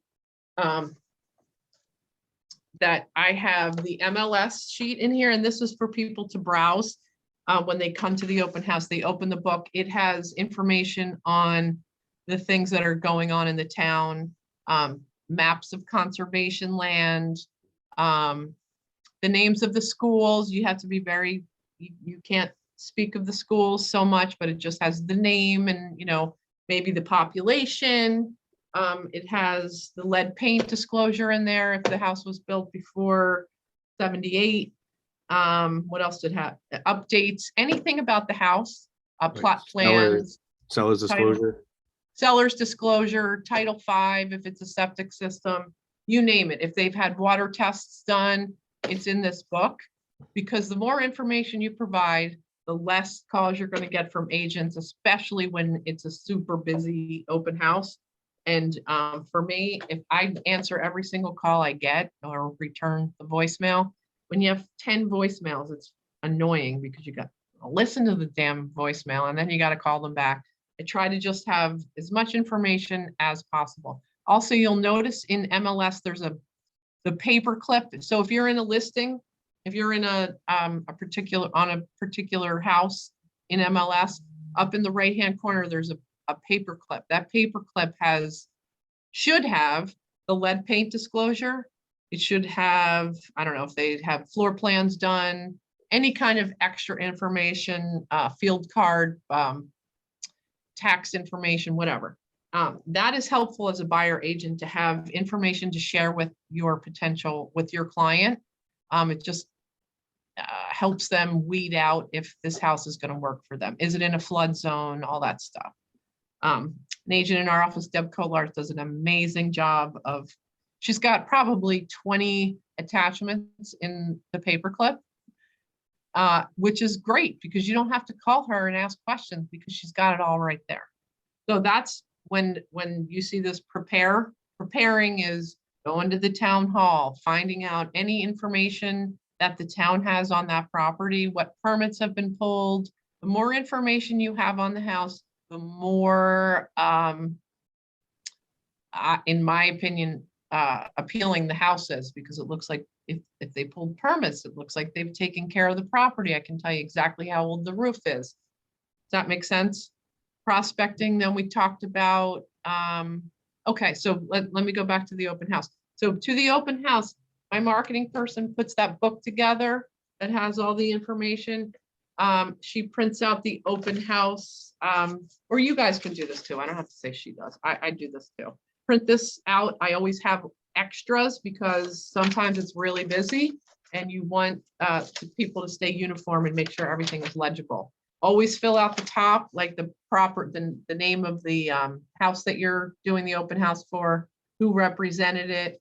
You also need to have your disclosure, meaning if you're the listing agent, you need to, it's a piece of paper that says, I'm representing the seller specifically. So I am not, my job is to represent the seller, not these buyers that are walking in. So my buyer's agents or somebody that's helping with the open house needs to have the, what is it? what the heck is the word? Oh gosh, help me out. They're not the buyers, they're the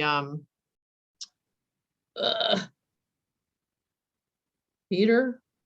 I'm trying to Nobody- get inside your head. I don't know what's going on in there. If you're not, that's shocking. I represent the sell. I'm the listing agent.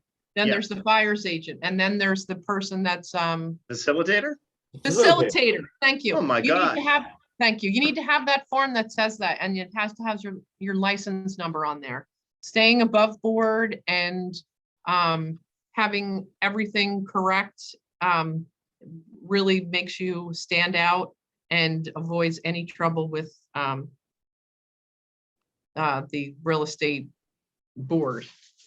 Okay, I didn't mean to go off on such a huge tangent on that. I also bring a little box that has like, for the agents, some water in there. I used to bring like, you could bring cookies or little bottled waters, whatever. Since COVID, I don't do any of that. But once we get out of this, if we ever get out of this, I like to have like little snacks, and because it just, people can stand and you can talk and have conversations. I bring like a little first aid kit because I don't know, the agents could cut themselves. It's just good to have one with little kids, and you'd be surprised how many times I've used Band-Aids. What else? Some snacks for yourselves, because it's exhausting to have open houses. You don't realize it at the time, but being on for 2 hours or however long your open house is, talking to people, it's tiring. It really is. You're on your feet. My suggestion is don't ever sit down when people are in the house. It makes you look lazy and unapproachable. I don't like to be on my phone when people are there. And sometimes you have to be, I just step in the other room and take the call or text or, whatever. But to be on your phone when someone walks in the door is just kind of a turnoff, in my opinion. You want to be present, and you are there to sell the house or to get clients, whatever the case may be. But presentation is everything. It's interesting. I'll talk about dress code right now, because since COVID, we have really loosened up on our attire. And to be honest, I love jeans. Oh my God, I love jeans so much. Every time I have an open house, I have to talk myself out of not putting them on because it's not professional. So in this past weekend with the cold and the snow and the rain, I think I wore dress jeans, which were like dark, only because they're comfortable. You're getting muddy, and this particular house is a newer, it's a flip. So the front was all muddy, and I just needed to be comfortable and safe, frankly. So I won't dwell on this, but you need to be presentable. You should always wear your name tag so that people can know that you are the person to speak to about the property. The other thing I always have with agents that come to help with the open house, we study a little bit. I have them come a little bit early. We take that sheet that I printed out, that first page of the MLS sheet, and I'll ask, okay, how many square feet is this house? And then they look, and then the more, because you'll be saying it 10 times if it's a busy open house, you'll be saying the same things. I show them like extras about the house, like this flip. The guy spray insulated the entire house and he put a new roof on. I'm making sure that they know to say this because it makes a difference. The more the buyer knows about the house, the more comfortable they are about putting in an offer. So that's my little spiel, just to be prepared. When you're parking your car, I try to park out, not in the driveway if it's tight. Does that make sense? Because before I was in real estate, I'd always, if I were going to open houses, which I was addicted to, I'd go to the open house and there'd be like, the agent would park their Cadillac like smack in the middle of the freaking parking driveway. I'm like, why would you do that? That's so obnoxious. You're hosting an open house and you're not letting anybody park. We get you have a Cadillac. That's awesome. What does that tell me about the agent? That they're selfish and they really don't care about me. And this is strictly my opinion. If you're going to park your car, you should always park your car. You should back in so that you have an easy getaway. Should you be in a peculiar situation at the open house where you feel uncomfortable, you can easily get in your car and pull out without having to back out of something.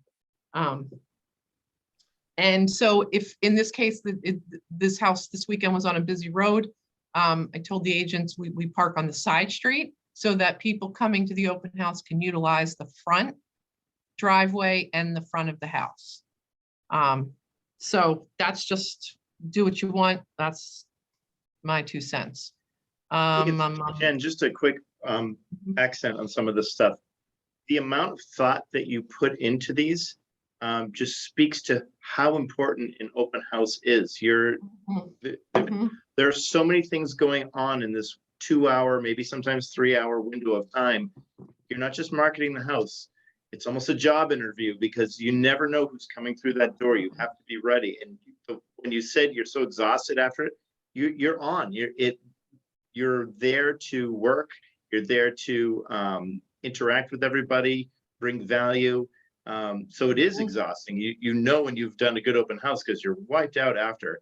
But I think all of those things that you touched on are so important. Making sure people have good access because, you know, if you're going to an open house as a consumer, which you spoke to doing it, you have a totally different sense of what's going on there. If you walk in and the agent's watching the Patriots or watching the football game, like, oh, have a great, you know, you end up leaving joking about that agent more than talking about the house you just saw. So it's really a short window of important time for you to interact. It's lead gen and relationship building in a captive environment. So it's really important to make the most of those open house times. The other thing is, I'm glad you brought up the Patriots. I learned this the hard way. Don't schedule your open house during the damn game because people don't come, or they come without their spouse because their spouse was like, I'm not going to an open house. I'm watching the Patriots. Learn that the hard way. You really pay attention to whatever, you know, major event. It doesn't just have to be sports, but you know, is there a town fair going on? You don't want to schedule it during the same time as the town fair because nobody's going to come. So just be aware. The other thing that I bring to the open house, if it's in whatever town it's in, actually. So like I said, I work a lot in Stowe. We have this lovely newspaper called the Stowe Independent. And the town is so small that we now share it with Bolton, which is a neighboring town. So it's the Stowe and Bolton Independent.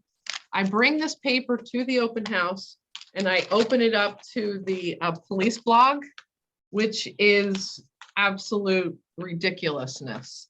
It's just, you know, there was a squirrel in the road and the squirrel looked scary. So somebody called 911. Like, just, it's funny is the bottom line. And so a lot of our business is coming from Boston. So people are coming west of Boston because they can afford it.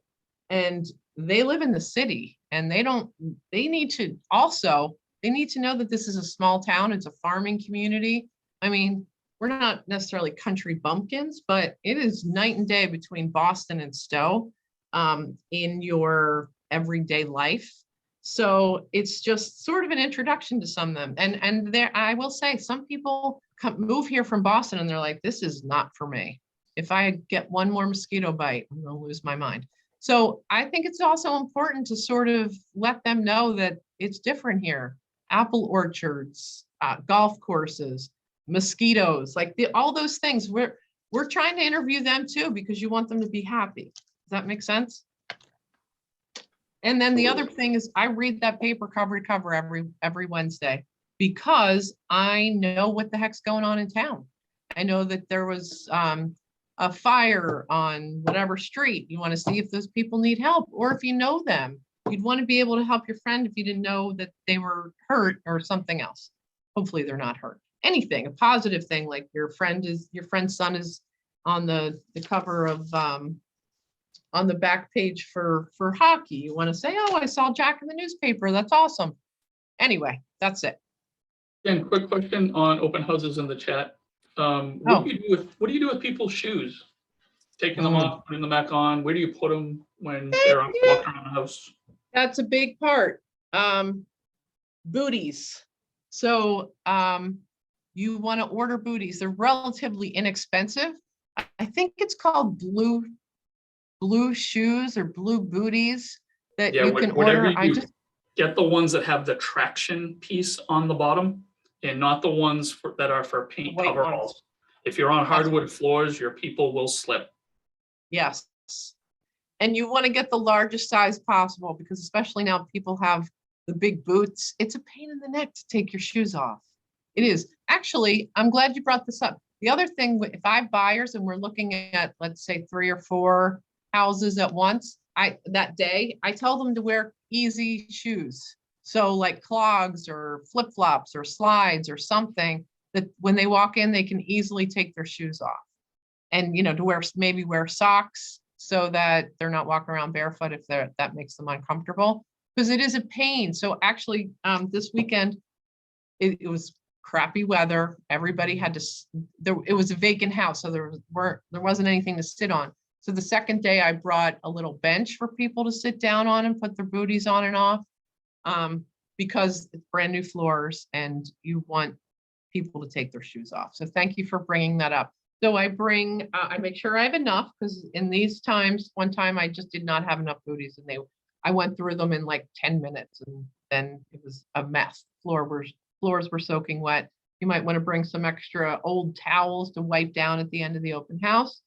I always try to leave the house cleaner than when I got there, because these are your clients and you want to respect them too, because it's like having a rager right now when you have an open house. There's people, like 100 people through someone's house and they're not even home. That's the weirdest thing. It's like you feel you're responsible for their house, Another point, always tell your clients to make sure their medicine cabinets are cleaned out, or if they have any guns or anything like that, they're either locked up or out of the house. Jewelry, anything like that. And I'm not saying that to scare you, but there are some crazy people out there, and there are people that go to open houses and open cabinets and look for medicine. So stay on top of that too. It can be overwhelming to have that many people and you're the only one. So Jen, your point of bringing help is brilliant. Yep. Crowd control, if nothing else. Especially in COVID, never more than 2 groups at a time in the house. This house this weekend is particularly small, and you don't want people feeling like you're walking through like a haunted house, and you're in a line. They're there and they're spending a lot of money. I don't care if it's a modular home or whatever it is. It's an investment for people and it's their money, and they should feel that they can spend as much time as they need to in the house. There's nothing worse when you go in and they're treating you like, a cattle call. You just have to, this is especially first-time home buyers. They're scared. This market's crazy enough. Just being kind. I'm sure we've all experienced agents they think they're like the shit because they have the listing and they treat people as such, and it's not cool at all. Anyway, all right, what else? So now we got through the open house. Any other questions on that? Thank you, Mike, for the reminder of the booties. The booties you have to bring them as the listing agent, or the listing agent brings those. And then I have a bin for new ones, old ones. I clean out the old ones and put them into a trash bag or something so the place stays clean throughout the open house. But it gets messy in there. It really does. If I could just add to that about the booties and winter and open house, people love it if you can slide a chair or 2 over near the door. Because some of us, like me, I don't have a great knee. I'm going to probably fall over. And then it's like, oh, I've got those chairs tucked for you. Give them a place to sit down, decompress a little bit. Yep. It goes a long way with the traffic flow. It really does. It really does. I brought a bench in the second day and it made a big difference. The other thing I do sometimes, if they're older, I just have the teacher and me, I'm like, okay, lift up your foot, put your foot up on my knee. And I'll put the booties on them and they appreciate it. It's very cute. So, and then the little kids love the booties too. They think they're very cool. One of my girlfriends who's an agent, she said she was showing a house. She had her booties on. She went all through Market Basket with her booties still on. I think that's funny. All right. So we got the covered prospects, pursuing. This is when the hard work comes in. It's the pages of open houses that you need to follow up on. Can I So, just ask a quick question, going back to open houses and showings real quick? Is it safe to assume that with the surveillance technology that's out there, there's a good chance you're on camera and that what you're saying and what you're doing is being recorded? always I need people to assume that you close. are. They do have to disclose it. If you have a client, if your client that's selling the house has cameras, you have to either ask that they turn them off, or they need to fill out a disclosure indicating that their house is under surveillance. And you need to put that into the MLS stating that there are cameras or videos or audio, so people are listening to that. That is it is the buyer's right to know that they're being recorded. Okay. So I always tell my clients, from the moment we walk up to the door, because those rings are on there, don't start saying, oh, this porch looks like shit or whatever. I'm gonna stop cursing, it's really unprofessional. The porch is all junky looking. Just be kind, because you don't want to annoy the seller and take it in. It's their home, and it may be falling to the ground, but it's still their home. And you never know if their cameras are on, or even if it's not disclosed. I just always say, whatever we need to say, we can say it outside. Okay. Kristen, that's a great point that you brought up. Yeah. You almost just have to assume with it's become so prevalent now that it's probably best practice. Like Jen said, just assume that you are. Okay. And whether they disclose or not really doesn't affect it if they review your commentary later that night and like, oh, agent thinks my house is a dump. Exactly. Yeah. Or you don't want to be inappropriate. You don't listen to me. I'm the queen of inappropriate. You just don't want to offend anybody. Okay. Thank you. And you have to remind the clients, because you get to know your clients, and it's actually really fun when you go to a showing with just your clients and you have a good rapport with them and you joke around and you want to say something that may not even be offensive to the seller, like an inside joke or something, but the seller may take it as such. So you just got to be really aware. That's all. And it's kind of a bummer, but especially if they have like wallpaper with naked ladies on it and in the bathroom, which is really true, happened to be my grandmother's house. But yeah, so you want to joke, but you do just really have to be respectful. And then pursuing, the hardest part is after the open house. After you take a nap, you want to get in touch with these clients, especially if there's a deadline. You just want to make sure that they know that the deadline for offers is on such and such a day.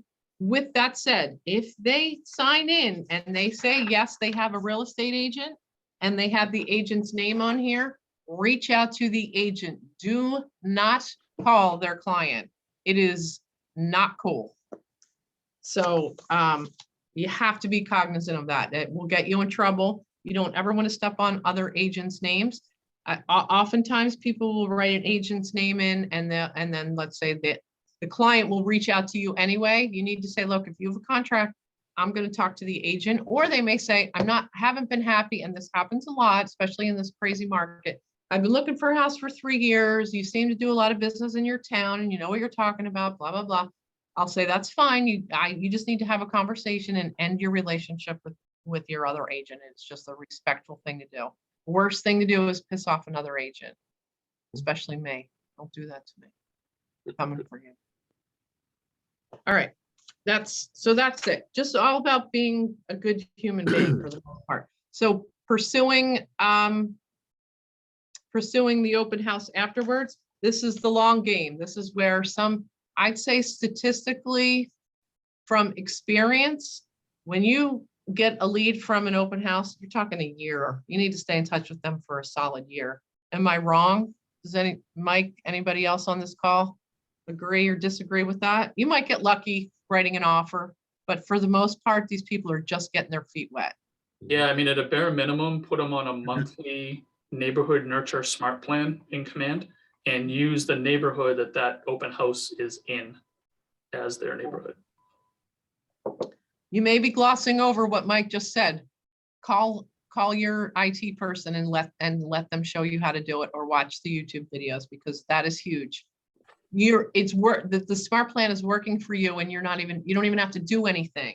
So set it up at the beginning and they will be your clients, because it's all about following up and staying on top of it. That's the key. Let's see what we got next. Are we getting close? So it's 11:35. Let me scroll down real quick and make sure I'm not missing anything else like super huge. All right, I think we're good. We talked about the 80-20, right? Well, it's a little different. I guess 80-20 rule you can relate to in almost any situation. Peter, do you want to talk about the 80-20 rule? I get it confused, to be honest. Okay. With know what I regard mean? to social media posts? Yeah, anything. Yeah. Yes. Well, 80-20 is sort of a common theme that we're all going to hear throughout the course of our education here, not just at KW, but just out in the world. It speaks to that there are 20% of the people doing 80% of the business and so forth. I think what this particular slide is referring to is your social media presence. Okay. Gotcha. It's become sort of it's being discovered that your posts on social media should be more towards the personal side than 20% than your business posts. In other words, your sphere and people will tend to engage much more with your personal posts than just a sort of generic business posts. Are you looking? And this comes full circle to us talking about value and so forth. It's much, if you're going to do 5 social media posts, then 4 of them should be from a personal perspective. In other words, I'm a terrible social media poster, but just in general. So, we went apple picking this weekend. Here's a picture of my friends and I climbing, get the highest apple on the tree.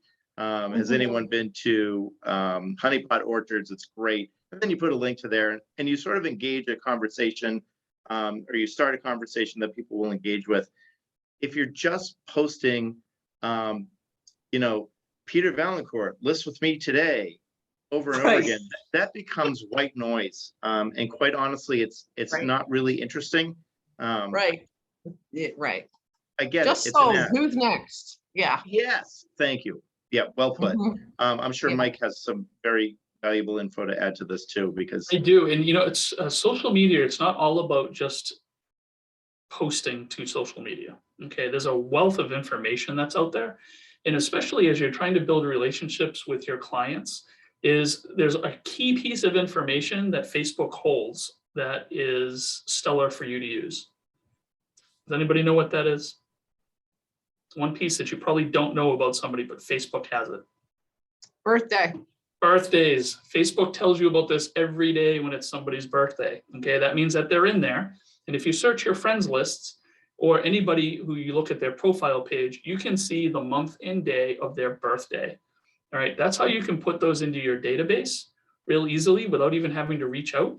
And then put them on a birthday smart plan. A birthday smart plan will remind you 6 days before their birthday, so you can send them a note or a birthday card. It will then remind you a day before to call them, so be the first in line to wish them a happy birthday. Okay. It'll also prompt you to interact with them on social media. Okay, so if you're on Facebook, it's easy because any of your friends will show up as their birthday being today. Make sure you wish them a happy birthday. And then it'll also send out a text or remind you to send a text if you do not use Twilio. So I highly recommend the birthday smart plan. I think it's a big miss if you're not utilizing that smart plan. I did put the 2 how-tos in the chat for how to add somebody to a monthly neighborhood nurture smart plan and how to add them to the birthday smart plan. So if you're not using the birthday smart plan, you are missing out on building relationships with your database. Yeah, that's true. That's true. So on the social media, I just think this is helpful. I'm certainly not saying it's the best thing to do. But I do a bi-weekly video called Still Place Like Home, because you get it, a little play on words there. And I talk with people in and around the community of Stowe, the town of Stowe. It's not necessarily, it's hard, once in a while I'll do a market update or something, but it's not real estate related at all. I have a script now that I have memorized. My name's Jen Giroux. I'm a real estate agent with Keller Williams Realty. And this is episode number 85 of Still Place Like Home, where I talk with people in and around the community, our community. Today I'm talking with Mary, who owns the pizza shop down the street, whatever. I talked to Mary. It's all about Mary, her business. And, so I've interviewed farms and golf courses and just interesting people in town and senior citizens or the Council on Aging. There's so many interesting people. And somebody said to me, how long can you be doing this? It's such a small town. I'm like, everybody has a story and people love being recognized. And it's also super fun. Like there's a couple in town. I'm not saying go to my YouTube page, but go to my YouTube page and look up this family, the Byrne family. They have 13 children and they live in a 4-bedroom colonial in Stowe, Massachusetts. They are the sweetest people I've ever met in my entire life. So I interviewed them one time on St. Patrick's Day, because the father's from Ireland and they did Irish step dancing. You got to check it out. It's awesome. But I'm telling you that video I've had the most views with, and I've been doing it for 2 years now. I want to say these videos. I was doing it weekly. It's a royal pain in the ass doing it because you got to have somebody film it for you. You got to ask them, find somebody to do it. Anyway, I'm happy to talk to you about it offline, but I will tell you it's a long game and people know that I'm a real estate agent because I say it in the very beginning. And every now and then I'll do a market update of the surrounding area. And then you're meeting new people by interviewing them. I did not know this family that had the 1 million children. They're now my really good friends. It's amazing. So anyway, that's my social media thing. Your IT person can help you with that. Still Place Like Home. Check it out, people. All right. Take action and develop your plan. All right. Take action, develop your plan. 80% get 90% of their business from 5 sources or less.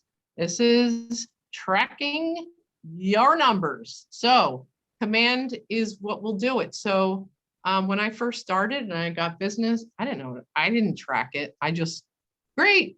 I sold a house. Great. I bought a house. I was not running my business like a business. Now I know where every single lead comes from. It could be, there's in command, once again, you can tag your database. So Mary Smith, the pizza lady, I tag her as, she's in my database now. I tag her as a Still Place Like Home person that was on that video with me. And so if Mary should call me, I know that I met Mary from the Still Place Like Home videos, or that my neighbor's mom wants to move to town because the daughter just had a baby. I'm putting that person's name in there, or it was a referral from my friend from New Jersey. Tracking your business is going to tell you over time where to spend your time marketing and where you're getting the most business from. And actually, you'd be really surprised. It doesn't come from things that you think it's coming from, if that makes any sense at all. Anybody have any questions on that or comments?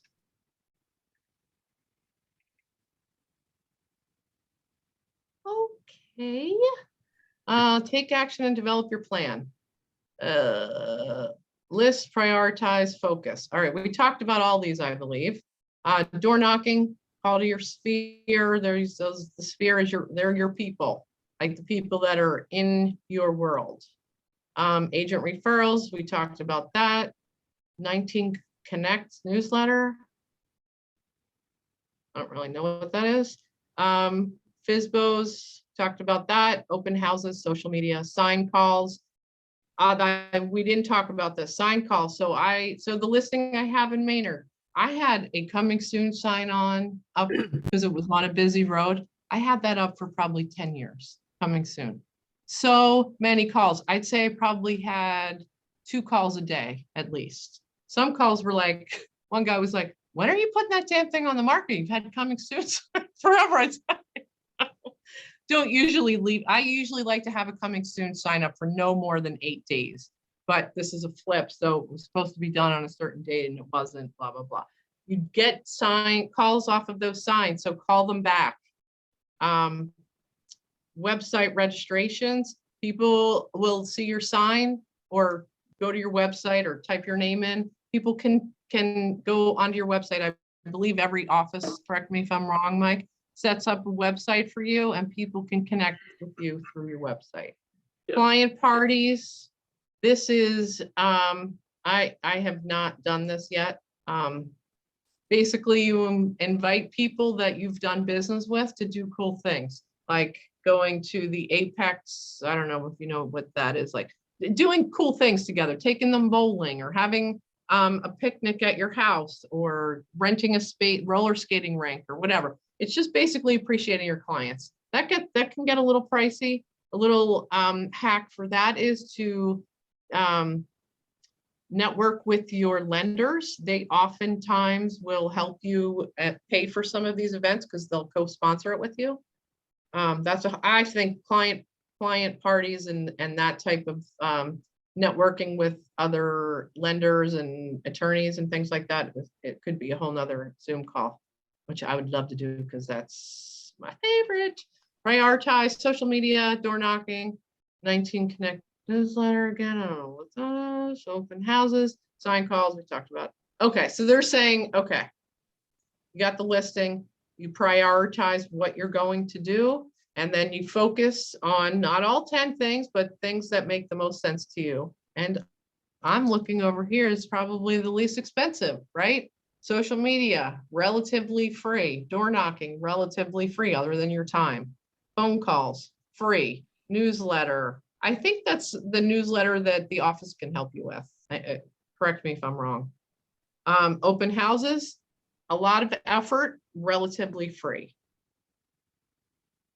Develop a prospecting plan. Recap and create your success list. Okay, I think we're done. So that gives us 10 minutes to chat, ask questions. Ahas, does anybody want to say anything that they've learned or something that's been helpful? And please do not be dead silent because I'm going to be insulted and sad. We'll just say, well, people are getting the chutzpah up to ask a question. Jen, that was awesome. Mike, that was great. Thank you both so much for your time and presenting this to us. But I think as a new agent in this company, you hear the term a lot, drinking from a fire hose or overwhelmed or bombarded. There's so much information that you get blasted with, and it all has value. But we appreciate the fact that it's a lot coming at you. So if there's one or two takeaways from today, I think that what's so important is to realize that this business is all about relationships. It's about building relationships with people.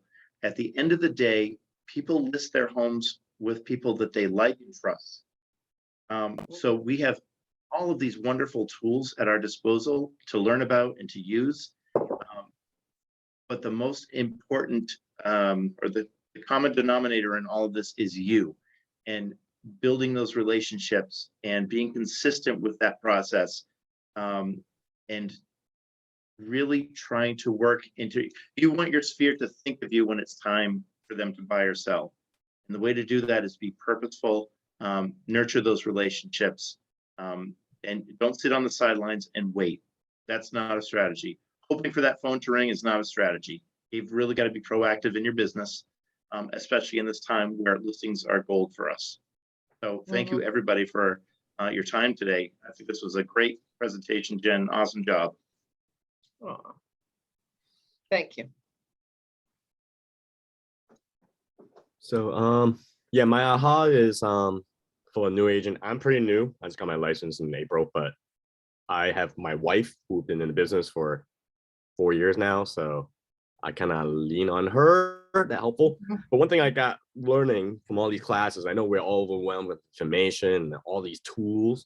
One thing I noticed, time blocking. just time block and manage your time, and just like, this is time, 2 hours, I'm gonna call and lead gen and do that every day. Just stick with it. And you just have to do that.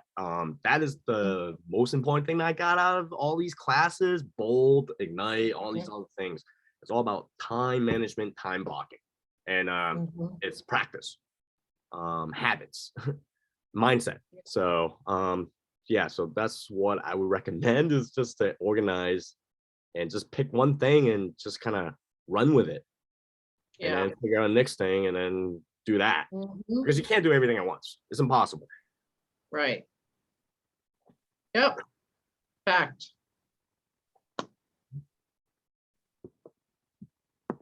How about you, Liza?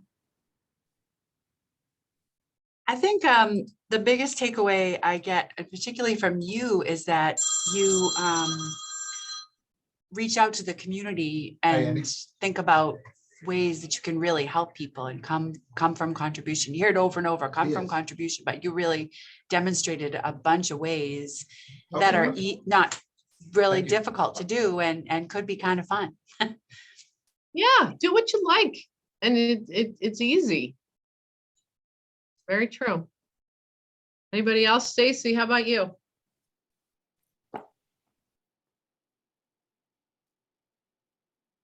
So I think actually going over, kind of walking through the open houses, I've only done one with my mentor so far. But you brought up a lot of good points about, put away the jewelry, put away the guns, lock up, just the whole entire process of wear name tag. I mean, I wrote everything down actually, because I think it's so helpful. Just have your seller agent disclosure form, because it can be overwhelming when you try and step into this role yourself, but having that kind of list to reflect back on, I think is extremely helpful. The only thing I was asking a little bit earlier about was 2 groups at a time, and kind of how to navigate that conversation. Are people receptive to saying, hey, you got to wait outside for a second? Do you get pushback on that? Sometimes, yeah, not so much from the client. So I'll tell you a quick live situation. Last year, the weather was like this, really terrible outside.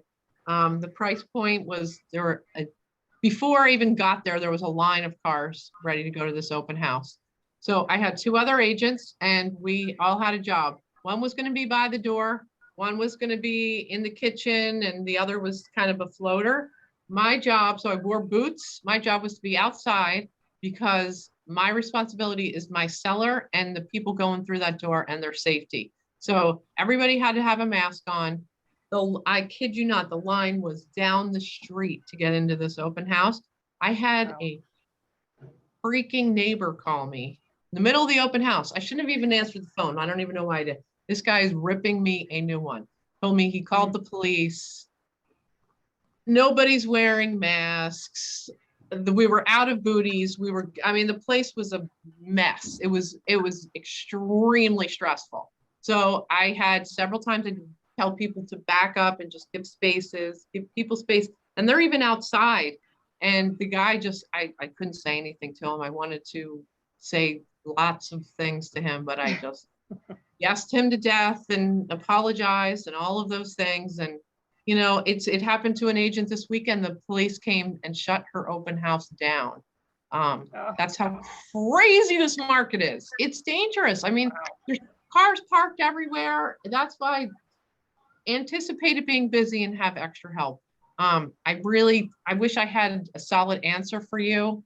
But you just have to have a plan of action, Stacy, and do the best you can do. Be prepared. Yes. Yeah. If you anticipate getting steamrolled like that, one thing you can do is it's gonna take more of your time. You can actually put it out on MLS that you're gonna have people register for their visit at the open house in 20-minute windows or something, and do 2 groups at a time. It'll again take more of your time, but it will prevent that sort of gridlock, horrifying, oh my gosh, the police are here at my open house feeling. That's there's something about the neighbor just looking for a reason to call the police on that annoying realtor that they've never even met, that they're just going to take advantage of. So, that's one thing you can do in this market is just, if your office uses showing time, you can even say, and just say to your sellers, it's going to be crazy this weekend, but if we do our job, you're not going to be showing this house for a long time. Why don't you go take an overnight trip or something, and then Yeah. let me have the house this weekend, do what I need to do, and hopefully, that'll get the house sold. And then you can really block off showings. So Yeah, that's true. something you That's can do a if you need really to. good point. Yes. The other thing really quickly that this reminded me of, in these times, especially a couple months ago, I knew we were going to have a ton of activity on this particular house that was coming on. I went around to all of the abutting neighbors across the street next door, and I just said, look, this house is coming on. We're having open houses on such and such a day and date time. My job is to make sure nobody blocks your driveway, make sure nobody's parking in your driveway. If there is a problem, please, I either give them my card or say, just call the number off of the sign. I said, my priority is not to make any of the neighbors upset. It's a crazy time right now, and we are really trying to take it. They appreciate that. And what ended up happening with that group is then they were like, well, how much are you going to list this house for? I'm like, do you guys want to come and see it? So I showed the whole neighborhood. I brought the person that used to live in that house, is still friends with the neighbors. I got, I shouldn't do this, but I know a lot of these people that I invited. I got some champagne, and because we list at a crazy price, and the house was absolutely gorgeous. So they all walked around with their little plastic cups of champagne, and we had a blast. And you know what? I connected with every single person. They now get Christmas cards. It's like just an opportunity, because they are busy and curious, and they know that you're looking out for them too. Because nothing is worse than a neighbor being pissed off at you, because you're never going to get their listing. And they may hurt your current listing if they have an opportunity to slow you down. They might take that, and that hurts. 1000%, 1000%. That's true. All right. So this was really fun. I hope it was helpful. Great job, Jen. Thanks, everybody. Great, Jen. Thank you. Thanks, Jen. Thank you. Thank Check you. out that 13 children one. Still a place like home.